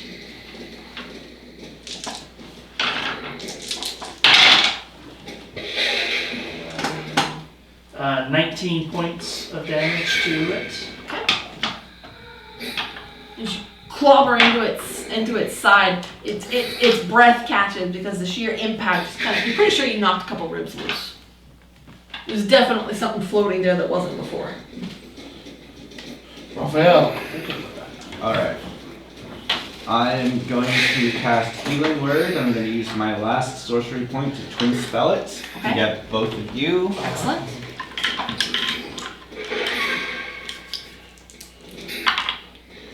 You get 7, and you get 5. What other meta magic did you take? Quickened and Twinned. Ooh, But I haven't. quickened. Yeah. But I haven't really needed to use Quickened. Okay, so then Right. me and Big Bad are simultaneous. Okay. I've got a 2. Alright. And so Oh. I will attack the dragon Okay. with a 21. That's a hit. It's bobbing in the water at this point. It seems to be having difficulty staying completely afloat. 13 damage. 13 points damage, okay. So you smash it on the head, and you can see it takes it a moment to be able to recover, and when it comes back up, it's just basically just got its snout up out of the water. And Okay, I'm gonna use my action surge and I'm gonna attack again. Okay. Same guy. 19 That's a hit. for 10 damage. Nice. It had 9 hit points left. Nice. You smash out onto it again with your sword, slicing into a section between its horn and its eye. And it goes down and it does not resurface. The water floods with this dark, murky, blood-like substance. Alright. Now it's, well, big guy's dead, so small bad. Small bad, okay. Yeah. Let's see, the one on Chuldaiku will take its attack. Bite. Claw. 20 to hit, That's a hit. or 21 to hit, That's also a hit. and a 12. That's a miss. So 9 points of damage. A variation, or spread between slashing and piercing, as it basically jumps onto the body of the fallen drake and just lunges at your face and claws down your chest. Okay. And the one on Akiko. Okay. Bite. 13. Nope. First claw. 12. And second claw 14. Okay. Had advantage on all of those. Didn't Yeah. roll above a 10. Okay, what about these other two? Yeah, there's. And then there's the big guy up top here. The big guy is going to start cursing at all of you. Actually, as far as you can tell, he's speaking troglodyte, so he could have been cursing you the entire time. He will pick a rock up and lob it down at Quill. Love it. 16 hit you. Yep. You will take 8 points of bludgeoning damage. Oh, it's only with melee Rock attacks. That's clobbers into the shameful. back of your Oh, skull. armor magicus. Yeah. Alright. There's 2 more of those guys. That one's Yeah. going to move up to Chuldaiku, and this one is going to move up to Akiko. You said 8 points total? Yeah. Yes. Okay. So on Oh, Chuldaiku, That's why Silent, he had it. Bite. No, he didn't have it, but 20, claw Thor 1, doesn't do the 17, attack, and claw 2. Well, everything else is No, being 17 melee up does to this hit. point. 13 does. Oops. 10 points of damage, 5 slashing, 5 piercing, as each of its attacks sink through your armor and just rend your flesh to bloody mess. Can't really tell which armor is red. Okay. And on Akiko? Are you reckless, right? yeah. Okay. Bite of 23. Yep. Claw 22. Yep. Another claw 20. There's no paint in that number. So 3 hits. Yeah.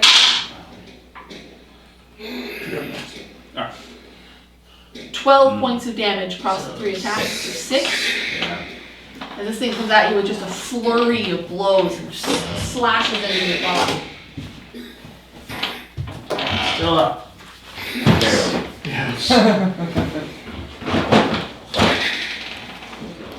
I've got 2 different healing abilities left. I got Oh, one, they're trying to get in there? I mean, my Yeah. cats are sketchy when it one comes spell to I can that. cast, and I got the healing hands Aasimar ability still.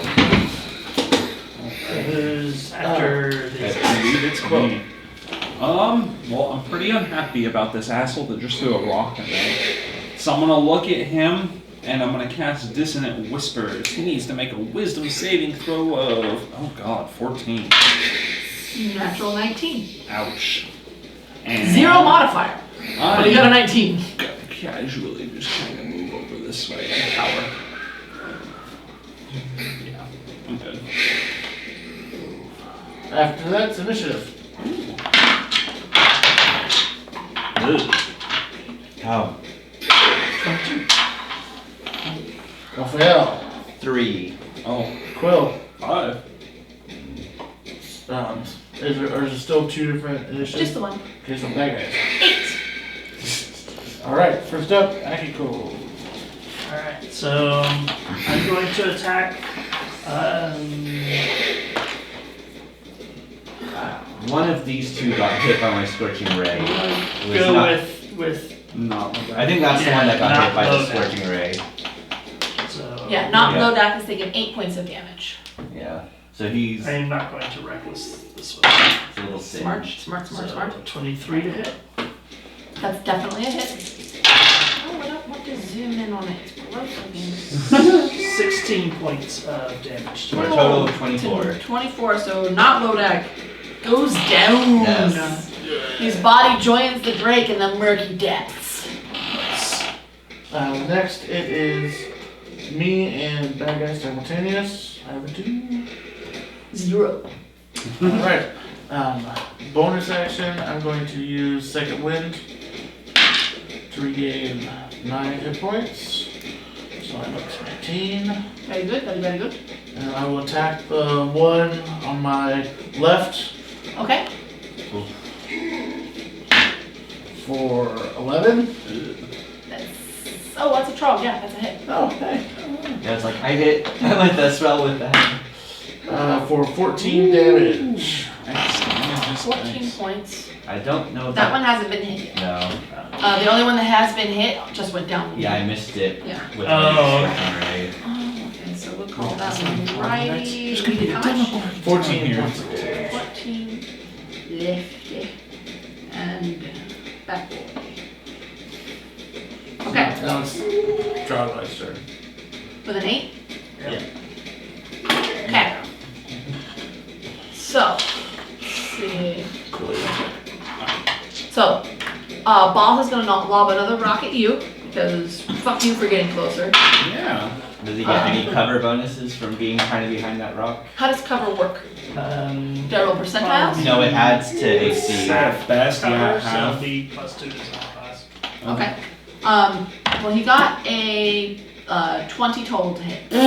Yeah. Hey, it's worth asking. I know, it's just irrelevant with the half cover at that Okay. point. So, if I'm up to my waist in water, is that like half? Because you know. They're amphibious. Yeah. They're, if they were land people, I would consider it. But I'm hiding We behind all an did actual actually rock. anyway. Hush. Half cover. I hit you with a rock. Yep. Is it hurt? It hurts pretty bad. I was waiting for You the take damage. 7 points of Yeah. bludgeoning damage. My armor shatters, unfortunate. Your armor of Agakapus. That's the one. Aggie. Okay. Armor Lefty on Chuldaiku. Right. Claw, claw. That was a 3. Go back to being a 3. Okay, 16, Miss. 7. Miss. Sorry, that was me. Oh, okay. 9. Miss. Nice. 3 points. 3 points of slashing damage. And then righty's going to attack you as well. Bite. Nice. Natural 20. Claw, claw. Hey, don't forget your thing for your natural 20. Yeah. Alright. 3d8? I 3d6. 3d6. Yeah. 3d20. So, on the crit, well, let me do math real quick. Does a 13 hit you? No. And a 9 doesn't hit you? No. Okay, so you will take 2 times 2 is 4 plus 2 is 6 points of damage as he rakes a claw across your face, and his middle finger is the one that gets snagged in your flesh, and it just leaves a nasty mark, and he's flipping you the bird. At least he's not throwing You're rocks about at to get you. your revenge. He'll take 14 points of damage. Alright, so as he scratches into you and his other claw digs into your side, your armor lights up just briefly, and a whole bunch of kanji symbols on the very edge of each armor slate glows a bright, burning gold like the center of a forge, and it just blasts this creature with flaming fire energy. He takes 14 points. And is that righty or lefty? Which one was attacking? I think it was righty because lefty one? attacked first, yeah. So So righty he's takes how taken- much? 14. 14 more, And so he's that already was a taken 28. 14, yeah. Boom. Holy should be dude. He is incinerated. There is nothing but a puff of muddy ash as his remains are spread amongst the water. Hell yeah. Like nasty ass fish food. And one on me. Yes, and one on Akiko. You're Not- not did not reckless. reckless. So, Not bite. 12, claw, 13, claw, 6. Nope. Alright. Cool, you're up. Quill. Kill him, Quill. Sorry, I was reading about his armor. I was curious about the specifics of it. Anyways, I'm out of spell slots, so I'm gonna just. Does he get half cover if I attack him from there? Does Or it you could work clear both the ones ways? off of us, and we can actually all. Come help? Yeah, that's fine. I will back up into this corner to try and hide from this rock throwing fuck. I think And that gives I him will, complete cover, right?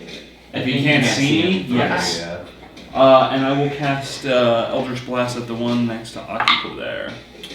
And that is most likely a miss with a 9. Yeah.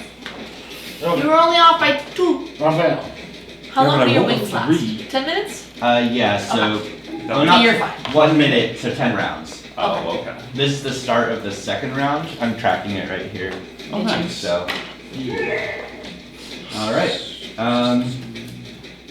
I'm going to Oh, okay. firebolt the one on it, like Akiko there. 12? Yep, that's a hit. They're only an 11. Yep. See? I'm not the only one, John. Sometimes the tray needs a magnet. 4 points Suck of the dice fire in. damage. 4 points of fire. Yeah. And that's on Lefty, who has not taken any damage. It's a good thing these are old speakers. One right in front of me. No, I've forgot that one. Oh, you're on Back Boy. Yeah. Cat. I don't think Back Boy's been touched yet. Back No, Boy has they- not been touched yet. Don't think that guy has either. They have not. Back streets, back. And I'm just alright. gonna fly down over here. Okay. Vroom. Vroom. It's initiative. So you see me fly down. Golden glowing rings filling the entire antechamber here with this beautiful light, and fuckboy up here just his jaw drops. He's oh. Oh, sorry, this guy takes 3 more points of radiant damage. Oh, okay. I keep forgetting to add that. 13. Raphael. 5. Ooh. Quill. 19. And bad guys. 6. Okay. Quill, you are first. We will repeat the same thing as last turn. Let's try an Eldritch Blast. What is that, back boy? Yeah. That is a 20 to hit. That's actually gonna land. We're gonna do 7 points of force damage. Alright, brings him up to 14 total. I'm helping. He has no idea where that hit came from either. That because- sounds about right. Yeah, he came up out of the water and you whooshed behind him, and then you ran off into the rocks. It's like, here. Yeah, right. Alright, my turn. So I will attack the one right in front of me for a 12 Yep, that'll hit. and 9 damage. 9 points of damage. The one right in front of you? Yep. And that's Lefty. That's his first damage. Akiko. Smash him, Akiko. Gosh, don't chase your tail in public. It's embarrassing. I'm going to hit the one that's attacking you. I'm gonna Lefty? Attack Lefty. Okay? Oh, 11. Yep. That's our class. Just. Oh.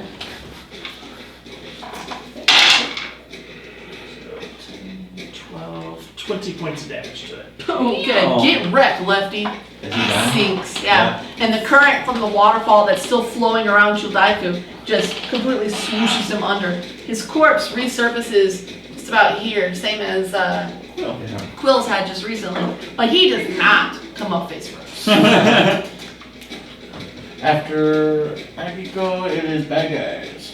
Alright. So there's one small guy and the boss left. Or the big guy. Boss is going to start climbing down from. Where's my light? Anyway, Boss is going to start climbing down. He'll take, it's what, 15 feet up basically? He's 15 feet up, It's about 10. and he's got 30 movement, then he can basically get to the bottom. Okay, so he will come down to the bottom and Unless he he has a will collapse. throw a rock at. Man, fuck this guy. He's got one trick, come on. He's going to throw a rock at Glowboy over here actually. He's pretty sure that you would be tasty. He's got 40 feet throw. How does range work on? Would that put me in long range? So that's be disadvantage. Okay, so disadvantage. So a 3 or a 9 plus 4 is a 7. Miss. I mean, you're a mage, so It's a 12. Oh, A 12 hits me. Raphael. Well, here, let me do the bad Oh, guy yeah, on yeah, Akiko. sorry.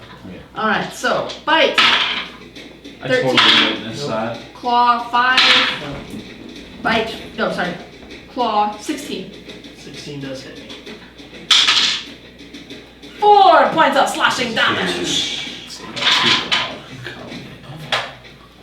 It's alright. I got a little more healing in me yet. Oh, I'm doing good. I still got 3 hit points. Yeah. She said, that fish stew really filled me up.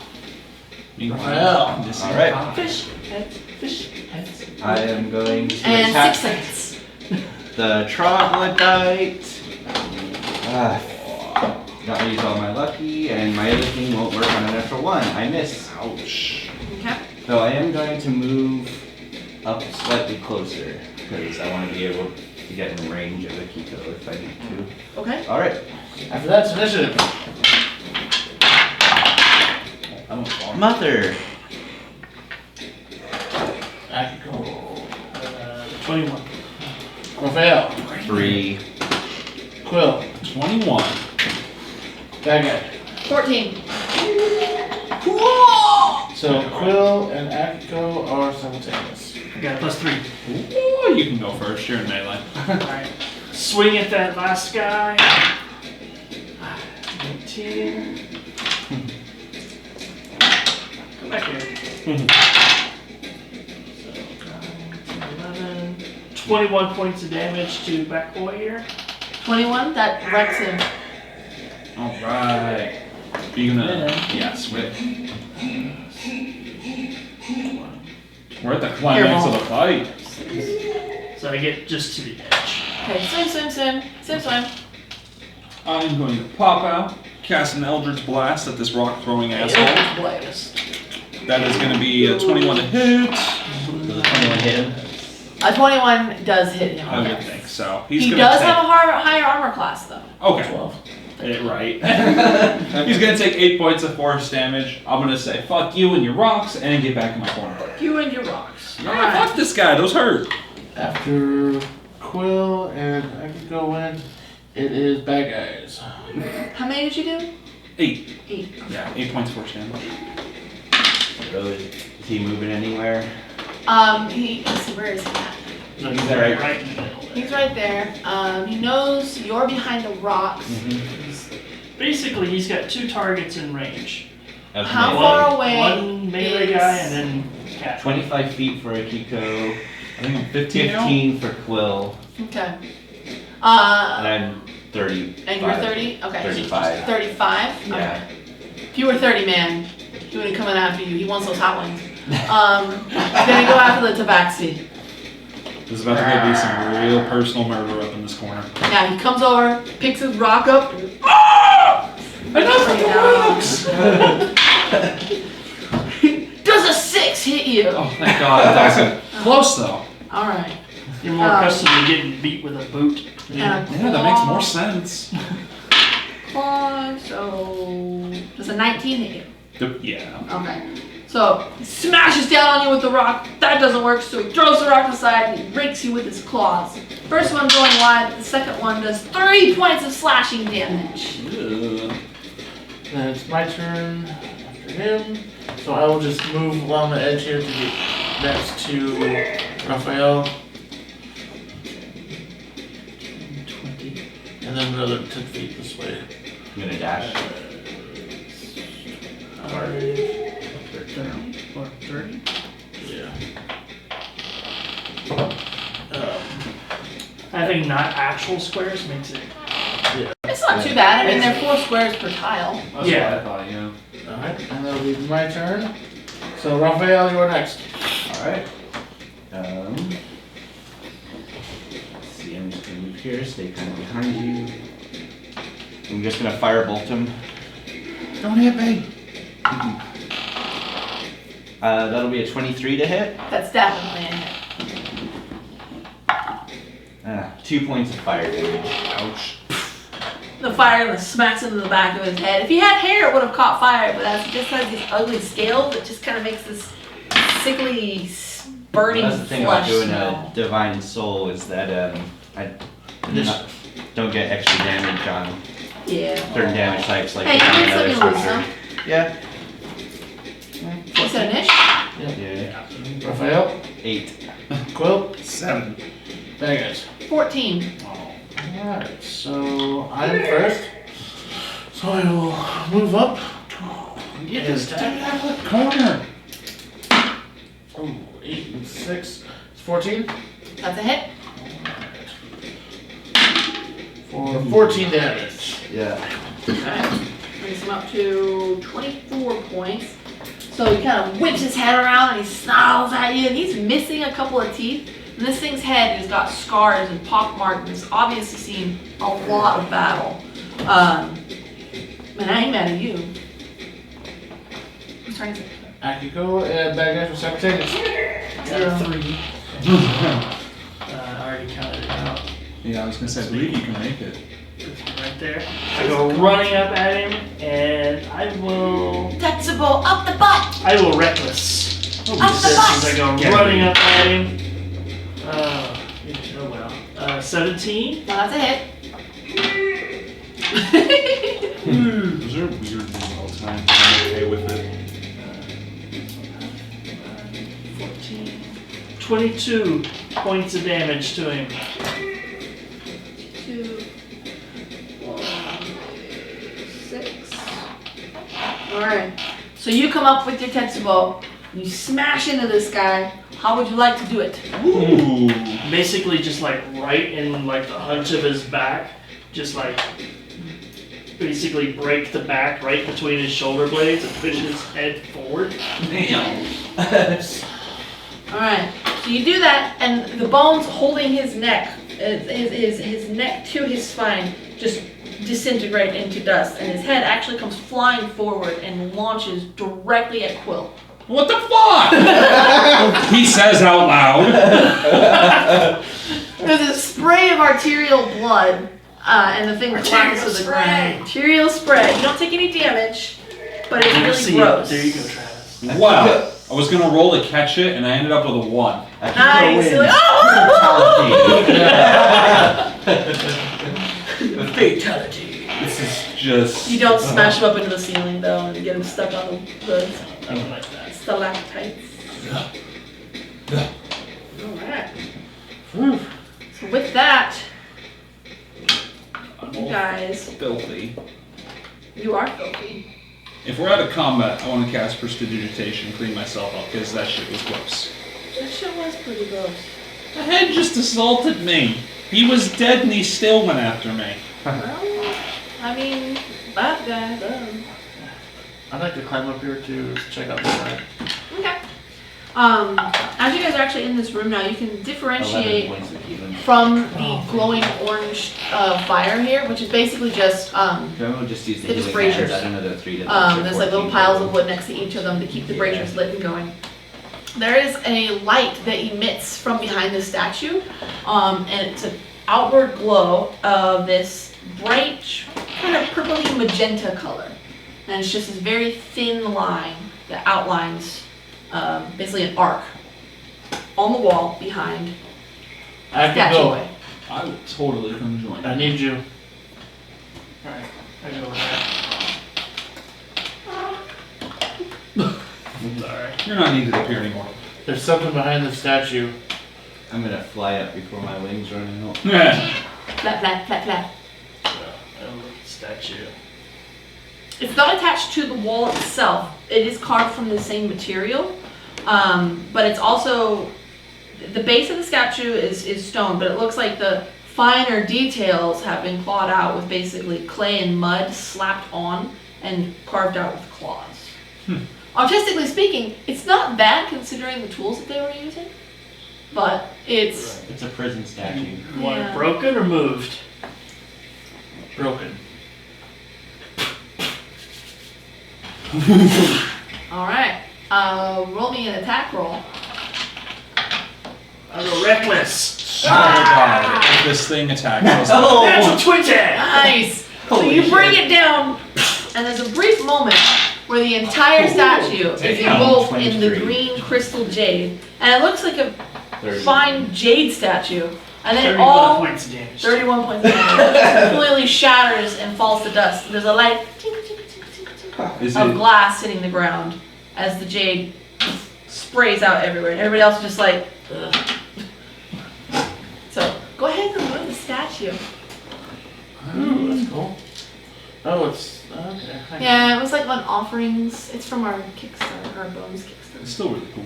Yeah. We made a decent statue. Do some sort of investigation to figure out why everything seems to have jade on it. Sure. Go It's ahead like and all make me the- an intelligence check. I was gonna say, all the creatures we fought have like a weird Rush jade through armor. the remains of the statue. See if there's any like object or something that was 17 emitting. Sorry. There's nothing that's emitting the glow. The outline of the door actually stays on the wall, and once the statue isn't blocking it anymore, the entire area where the outline was just becomes a clear, opalescent purple swirl of a doorway. You have put 2 and 2 together. It's something to do with Akiko's Tetsuba. Oh. Oh, okay. You notice when I rage, I get kind of like a green tint. I to noticed you my did. skin I and just my wasn't sure eyes. why the creatures were. And yeah, the necrotic damage appears as like crystallization. in That's the really flesh. cool. I totally thought it was because of them. I legitimately thought they had something going on with them. I didn't think that was you. Just flavor of the weapon. yeah, but that's what makes it cool. It's a magic doorway. It's an astral gateway. Most likely. Make an Arcana check because you are up there. Spellcraft isn't a thing anymore, right? No, it's Arcana. Sure. Everybody who wants to do so. At Arcana.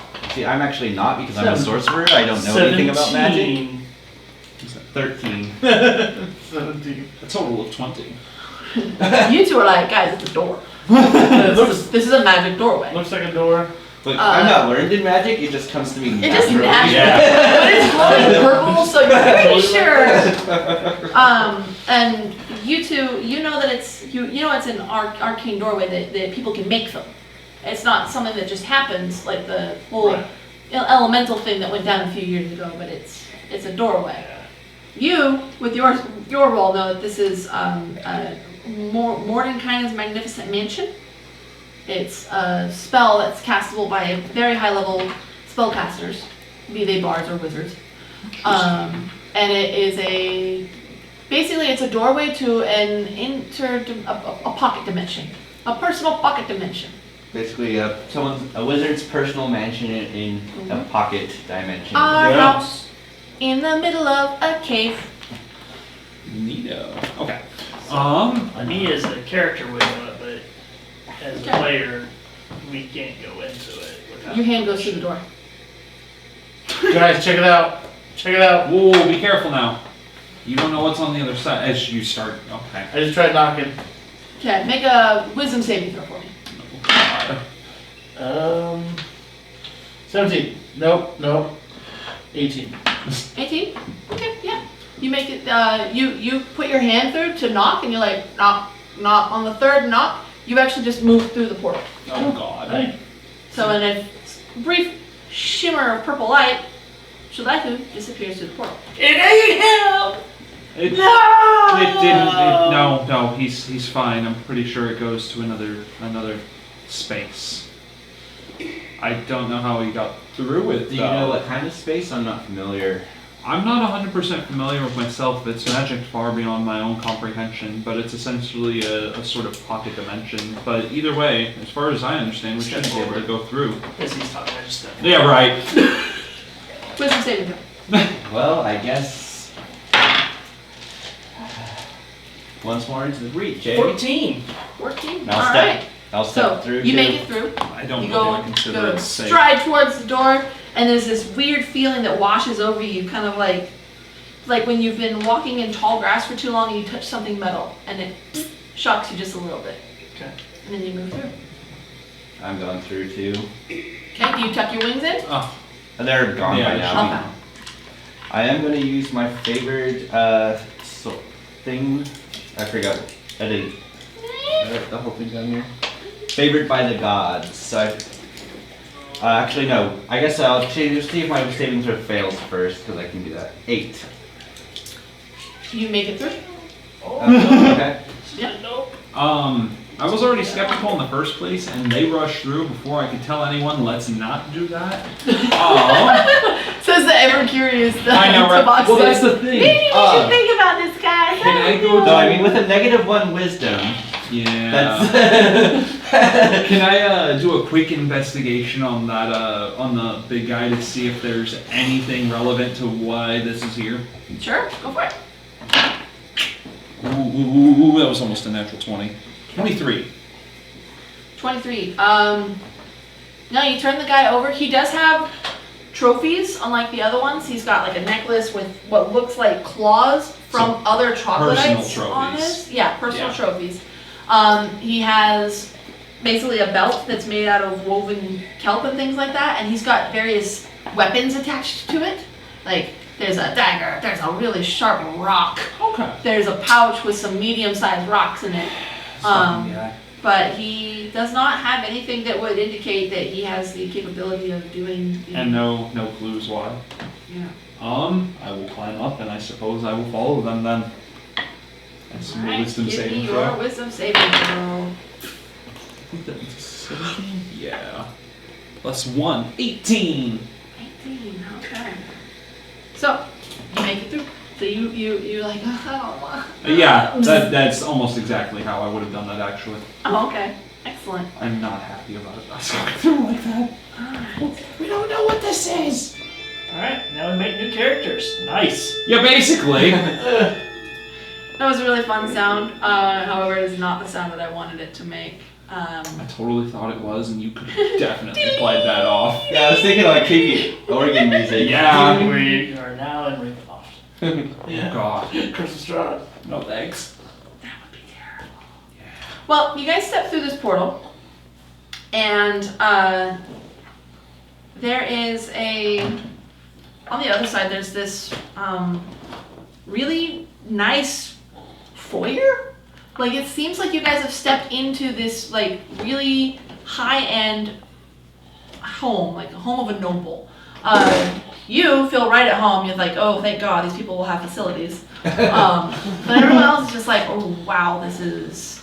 Like, it's the kind of home that has the tapestries hanging on the walls. It's got statues. There's two knights in armor with the axes in front of them. And it's just... It's really fancy. There's like plush carpet lining the entire floors here, and a short hallway which you can see leads to what looks like a study, because there's bookshelves with a whole bunch of books on them. There's an armchair facing a fireplace with a roaring fire in the hearth. It's very warm and welcoming. And you see a hand reach out from sitting in the chair and pick up a little half glass of some alcoholic drink, and it sits there. You were the first one here. I'll announce my presence very politely, carefully, and I will take my shoes off. It's really hard to do because I don't know if you've ever tried to do anything while wearing a corset, but when you're wearing something that's constricting your middle, there is no bending anymore. So taking your shoes off while wearing armor is... Well, I mean, his armor would impressive. basically be his shoes too, like It's a onesie in armor Yeah. form. the greaves and stuff. Okay. The But boots, the yeah, boots. you kind of kick off your boots. There's a treasure chest that you can sit on to kind of take them off with. But this head peeks out from around the edge of the chair, and he's holding the drink, and he kind of looks back over at you. And there's this dark purple colored tiefling, and he's got black horns that come off of the tip of his head, and they kind of curl around all nice and neat. And it's got... What's that? Know that and where you're from. Shit. Okay. Yeah, y'all don't like tieflings. Well, which one are you from? The south. This Oh, in yeah, the you southern don't like... kingdom where they Nice. put them to death at birth. I don't mind. Cool. And this one has immaculate hair. It's pulled back. It's almost like the colonial style, where it's the long hair, but it's pulled in a very dignified braid, jet black to match his horns. And he's older. He's got a goatee similar to what he's got the Luke, but it's jet black as opposed to the white that you saw on the older farming man. And he says, "Come in. I've been expecting you. There's seats just over here." And he basically gestures, and as you get further into the room, you can see There are multiple benches. There's a chaise lounge. There's another a winged back chair similar to the one that he's currently sitting in. I'm not gonna put my hand on a weapon, but I'm gonna get close and cautiously keep Damn. my shoulders squared at him and just try not to make too much facial.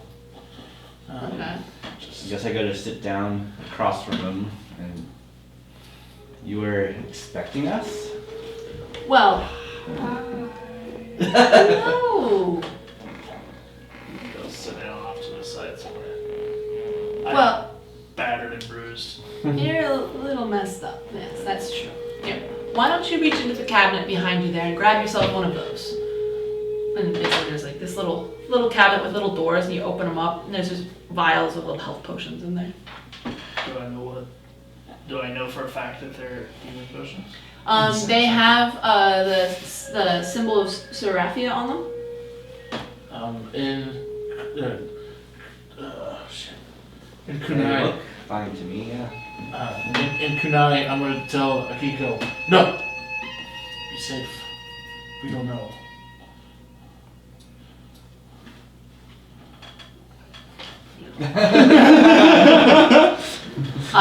The tiefling just kind of smiles and he says, "Yes, I've been expecting you. I posted the notice in the 3 tree twigs. I needed some capable adventurers, and I needed to make sure that you were actually capable." So that's your portal. You wanted us to come here. Yes, And the troglodytes were but a test then? they were very conveniently nearby. And then I threw in those drakes because they just looked cute. You have some Sleight of interesting hand. motives. Pull out another one and drink it. While he's not looking. Perception. What? I guess 14? 20. You're on high alert, so you see Akiko like. While I'm over there like, I'll just- hey. And some of your bruises actually kind of fade away. They go from dark purple to that light green yellow color as they basically The old heal up. bruise look. Yeah. Well, and why I needed capable adventurers is I have a job that I need accomplished. But it needs to be done by people who are going to live longer than a week, because it's only fair to the people involved that I give them a fighting chance. Go on. Well, first off, let's do the important part. Yasha, get off the table. Just because we're out of combat No, doesn't I'm mean you boss can interrupt. Yeah. He pulls out like a little coin purse and he sets it out on the table and he says, "There's the gold from clearing the island. Proof of eradication." Like any of these farmers would know what eradication is. That's nice, dear. Good for you. Maybe share with your friend here, your untrusting one. That's smart, though. It's good to have people who are wary of strangers. How many potions are in this game? 8. Well, so 6 left. He doesn't care. He put them in on purpose. She's shoving them in there so fast though that she's just breaking the ones on the bottom. Oh. No, I'm kidding. I would be careful. But it's good to have friends who aren't as trusting as others might be. I've personally made a living for going on 50 years at this point of taking advantage of people who weren't smart enough not to trust strangers. My name, by the way, is Orious. I am I'm a middleman, as it were. I served a higher power that, in exchange for gifts, I would do his dirty work for him. I would do the legwork. I worked as a Hey, crossroads demon, trading people's souls for favors. But my patron hasn't shown up the last few times that we were supposed to be meeting to collect his latest batch. And I'm thinking of retiring, and this seems like as good an opportunity as any. But I don't want or need these souls anymore. And as I said, I wanted to give the people that would be involved a fighting chance. So I have acquired some adventurers who would be capable of returning these souls to their rightful owners. And he takes out of his pocket, which is far too small to hold something as big as this, a gold cube. And he sets the cube down. And says, "This is the container that I used to hold on to the souls until my master was able to collect them." And he kind of rattles it a little bit, and it sounds like there's jingling inside, like there's coins. And he says, each of the coins stored in this is the soul of a person. Now the people are all still, well, for the most part, alive and well. They've had their favors granted, and I've gotten my souls, and I pass those souls along to my master, and he would give us the reward. But the chain has been broken. I'm no longer being rewarded for it. There's no reason for me to hold on to these. So I want these returned to the people that they rightfully belong to. And what, do you just expect your patron to not come after us for that? Well, to put it plainly, I don't think that my patron is present on this plane anymore, nor able to make himself on this plane for quite some time. I think perhaps that one of his rivals may have gotten the better of him. But these people's souls will be in a permanent limbo, unless they are returned to them. Yes, you, pockety one, take that. Do you have Some interesting. names, addresses? Each of the coins is stamped with the name of the person. All of those souls were collected relatively locally. Don't break it. Try to figure out how to open it. Perhaps one of your more arcane friends might be able to do it, but just... And he just taps it twice, basically, on one of the center panels of the 6 sides of the cubes, and a single coin falls out. Is it Look saying for a anything? slot to put it back in. No. Were you not just here? Give me the coin, and I'll look for the stamp that he was just talking about. So it's about the same size and shape as a gold coin like you guys use for currency, but it is blood red, like the gold point pen has just been washed with blood. And stamped on this one is the name Caride Petiti. This is a small person. Huh? Yeah, I know. Spell that? Caridae Okay. Petiti. Pettiti. What is wrong with you? What do you mean? No. Italian name generator, man. Does it have any other information on it other than just the name? Yeah. Well, the one side has the name stamped on it. The other side has some kind of arcane seal. It's a bunch of, this particular one is like a small circle with a different number of branches, I think 7 branches coming off of it, and each of the branches ends in a different symbol. Do I recognize any of it? Give me an Arcana check. I'm just ready for that. No. 6. It's definitely arcane. Fair enough. If we give them their soul back, are they gonna lose whatever gift that they got in exchange for their soul? That is a valid question. Some people might not want their soul back. That's a valid point and a good question. The means that I use to grant these favors are not easily undone. Okay. So the favors would remain granted to those souls. And then, how do we go about? Do we merely give them the coin, or is there some weird interaction we must do? Once the soul touches its rightful vessel, the soul will return and the coin will be just we a have to normal coin. force feed them the coin. No, They just no. have to touch it. You, Dear, they just have to touch it. you just hold the bars. Tap, tap. Does another coin fall out? No, you'll need to finish the first one before it'll open to another. That's smart. I appreciate Really? that. Souls are very precious things. You don't want those just floating around. Yeah. I Wonder never if hold on to somebody that else might coin. be interested in these souls. Just maybe we can get some money. And Are you this saying is this why- out loud? No, that was my head. That was my head. This is why I'm holding the coin. Yeah, the Warlock.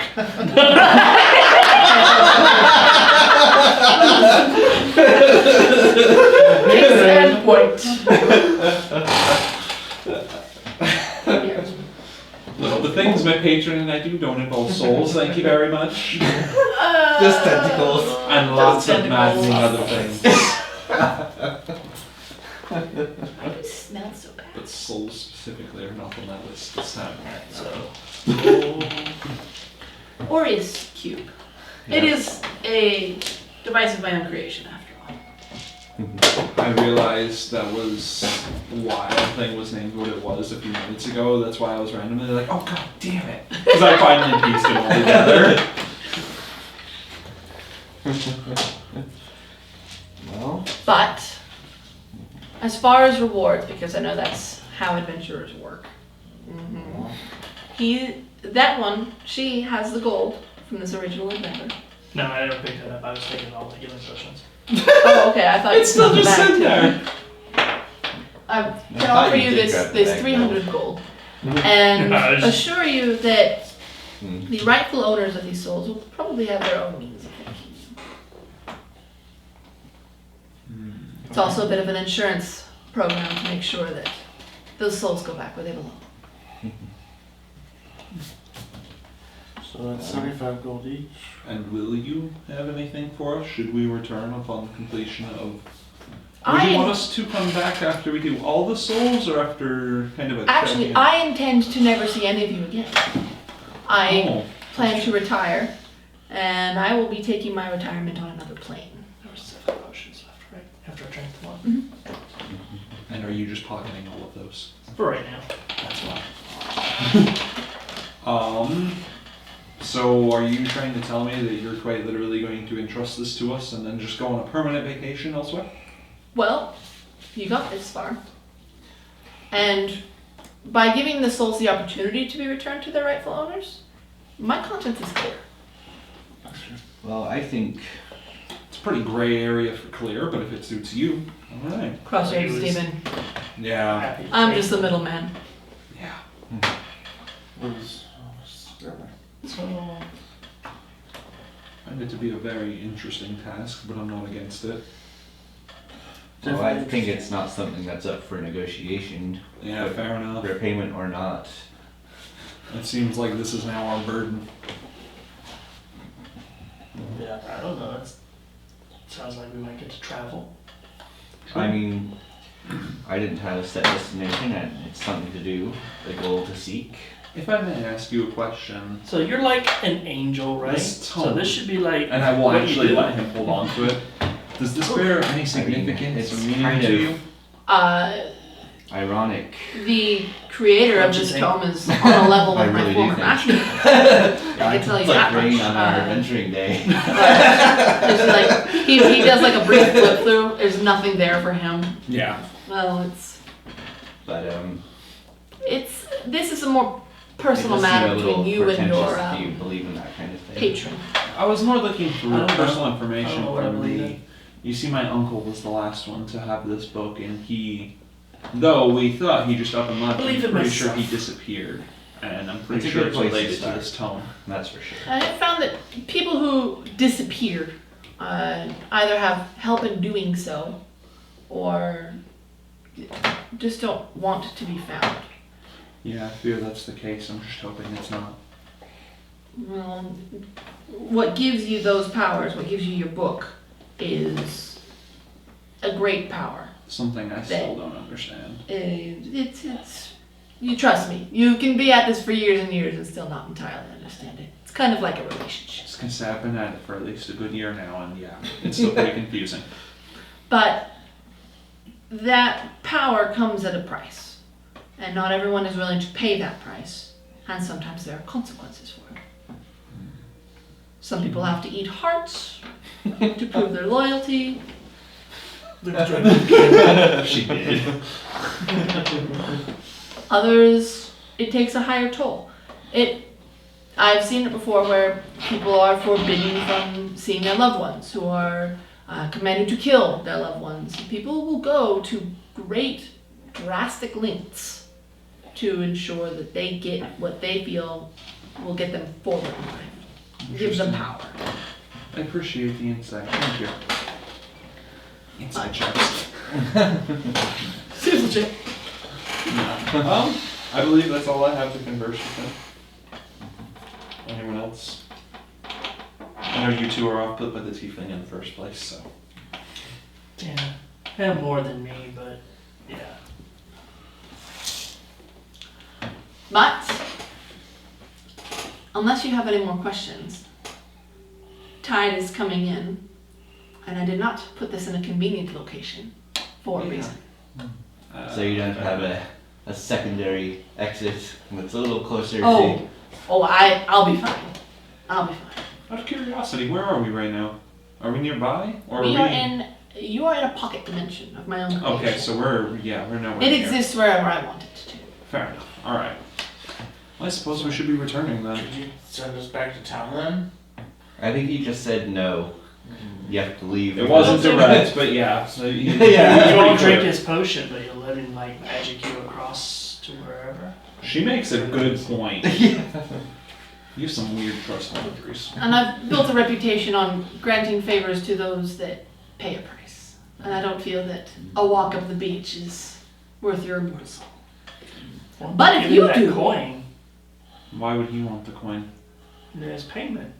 I don't want those coins. Out of curiosity, Pick up the bag. I love these coins. how much of the conversation have you paid attention to? Alright, well, don't worry about it. Let's go ahead and head back. I know what we need to do, and I'm pretty sure Raphael does. And if two of us know what we're doing, I think we're set. Orious just kind of like leans back in his chair and double taps his sherry glass and Do the just bag of continues to coins. drink Okay. this. Did it refill when he double tapped? Yeah. Alright. Alright, so That's let's get So out we're of here. leaving. Yeah. Attempt to walk back out the way you can. Yeah. At the end of the hallway is a glowing purple thing and Chuldaiku's boots. Put my boots on. Do we have to make wisdom saving throws again? No. Okay. Well, as he mentioned, because I assume we're back in here now. As he mentioned, tide's coming in. I would like to get out of here because Does this- I'm not fond of being wet. Does this area that we're currently standing on go get submerged? Judging off the looks of the walls, you would say yes. This whole cavern is going to be submerged. There's no secondary exit, it looks like, right? You gotta go out the way you came. Alright. There is another exit, but you guys haven't found it yet. Start making Sounds that. right. Sorry. I would assume it's just underwater. Maybe. We'll see. I don't know about the I rest think of I'd it. rather try to be out above water as much as possible. Yeah. That's just me. So I'll use all my movement and dashing. I feel like just on a whim, it's an old, like, mythological adventuring tale thing, but I'm gonna see if there's anything behind the waterfall. Okay. Oh, you know what? That does actually kind of make sense. There is a bit of a divot behind it, basically, but the only thing that's in there is the smashed-in corpse of the first freak. Okay. So, nothing significant. The walls here are rough enough that it just counts as difficult terrain, basically, to move up the waterfall. No, you said that my I want to cut the head off of the drake and attach it to my belt. Okay. What? It's not the job, man. Just take it. Take it. I don't have words. You said that with the cape, I always know which way is north. Yep. Would I have a rough sense of about how far we are from the surface at all, or no? You can make an intelligence check, but that's not something that the cloak would be giving. Yeah, that's why I was double checking with that. But yeah, no, I would like to. And I'm gonna go with no. I'm pretty sure you're underground. Damn it. Could be. I wanted to dimension door out of here. Well, you could definitely dimension door back Up to At least there. out to that. But I wanted to go all the way up to the lighthouse if I could, where it's safe, dry, and I don't have to deal with this water. As long as it took you to come down the trail from the side of the island, you would know it's significantly more than 300 feet up. Yeah, but this is But you could easily dimension door up the waterfall and all the way into the this entrance, yeah. passageway here. Mhm. I was just hoping for a completely out of it, but yeah, I might still do that. Take it with you. I was just about to ask which one of you hates water the most and wishes to join me on a more expeditious Well, exit. it's more that climbing is a strength thing, and I'm not very strong. That's fine. I am heckin' good at it. Yeah. Well, you two can have fun treading in the water. Raphael, come here for a second, and I'll just hold my hand out. Hold it's a paw. Fair enough. I'll hold my paw out, Okay. and Reach then out. I'll just kind of see you guys in a few minutes. We'll dimension door back towards the entrance. And then they're gonna look at you like they're totally gonna bang. Not quite on the ledge, but I'd say about a good 10 feet in, so I'm Yeah. I'm towards the center of that room out there. Okay. Are you two gonna race or? That's true. Once we're gone, it Racing, turns but into definitely competition. get- Low key racing. Low key Yeah. racing. We want to get out quickly, but I'm not trying to push anybody off any ledges or into any water. Yeah, I didn't say I need to get murderous. Right? So, you guys come back to the surface. You crawl and make your way through the various tunnels and caverns and drippy drops, and you come out to the out to the beach area. And the tide has started to come in. Basically, it's lapping it at the edges of the rock there. And you start the long climb back up the side of the cliff, and you have a purpose, a destination. You have to figure out who Cara de Petite is and bring her back her soul. And that is where we're going to pick up next time. It was fun. That was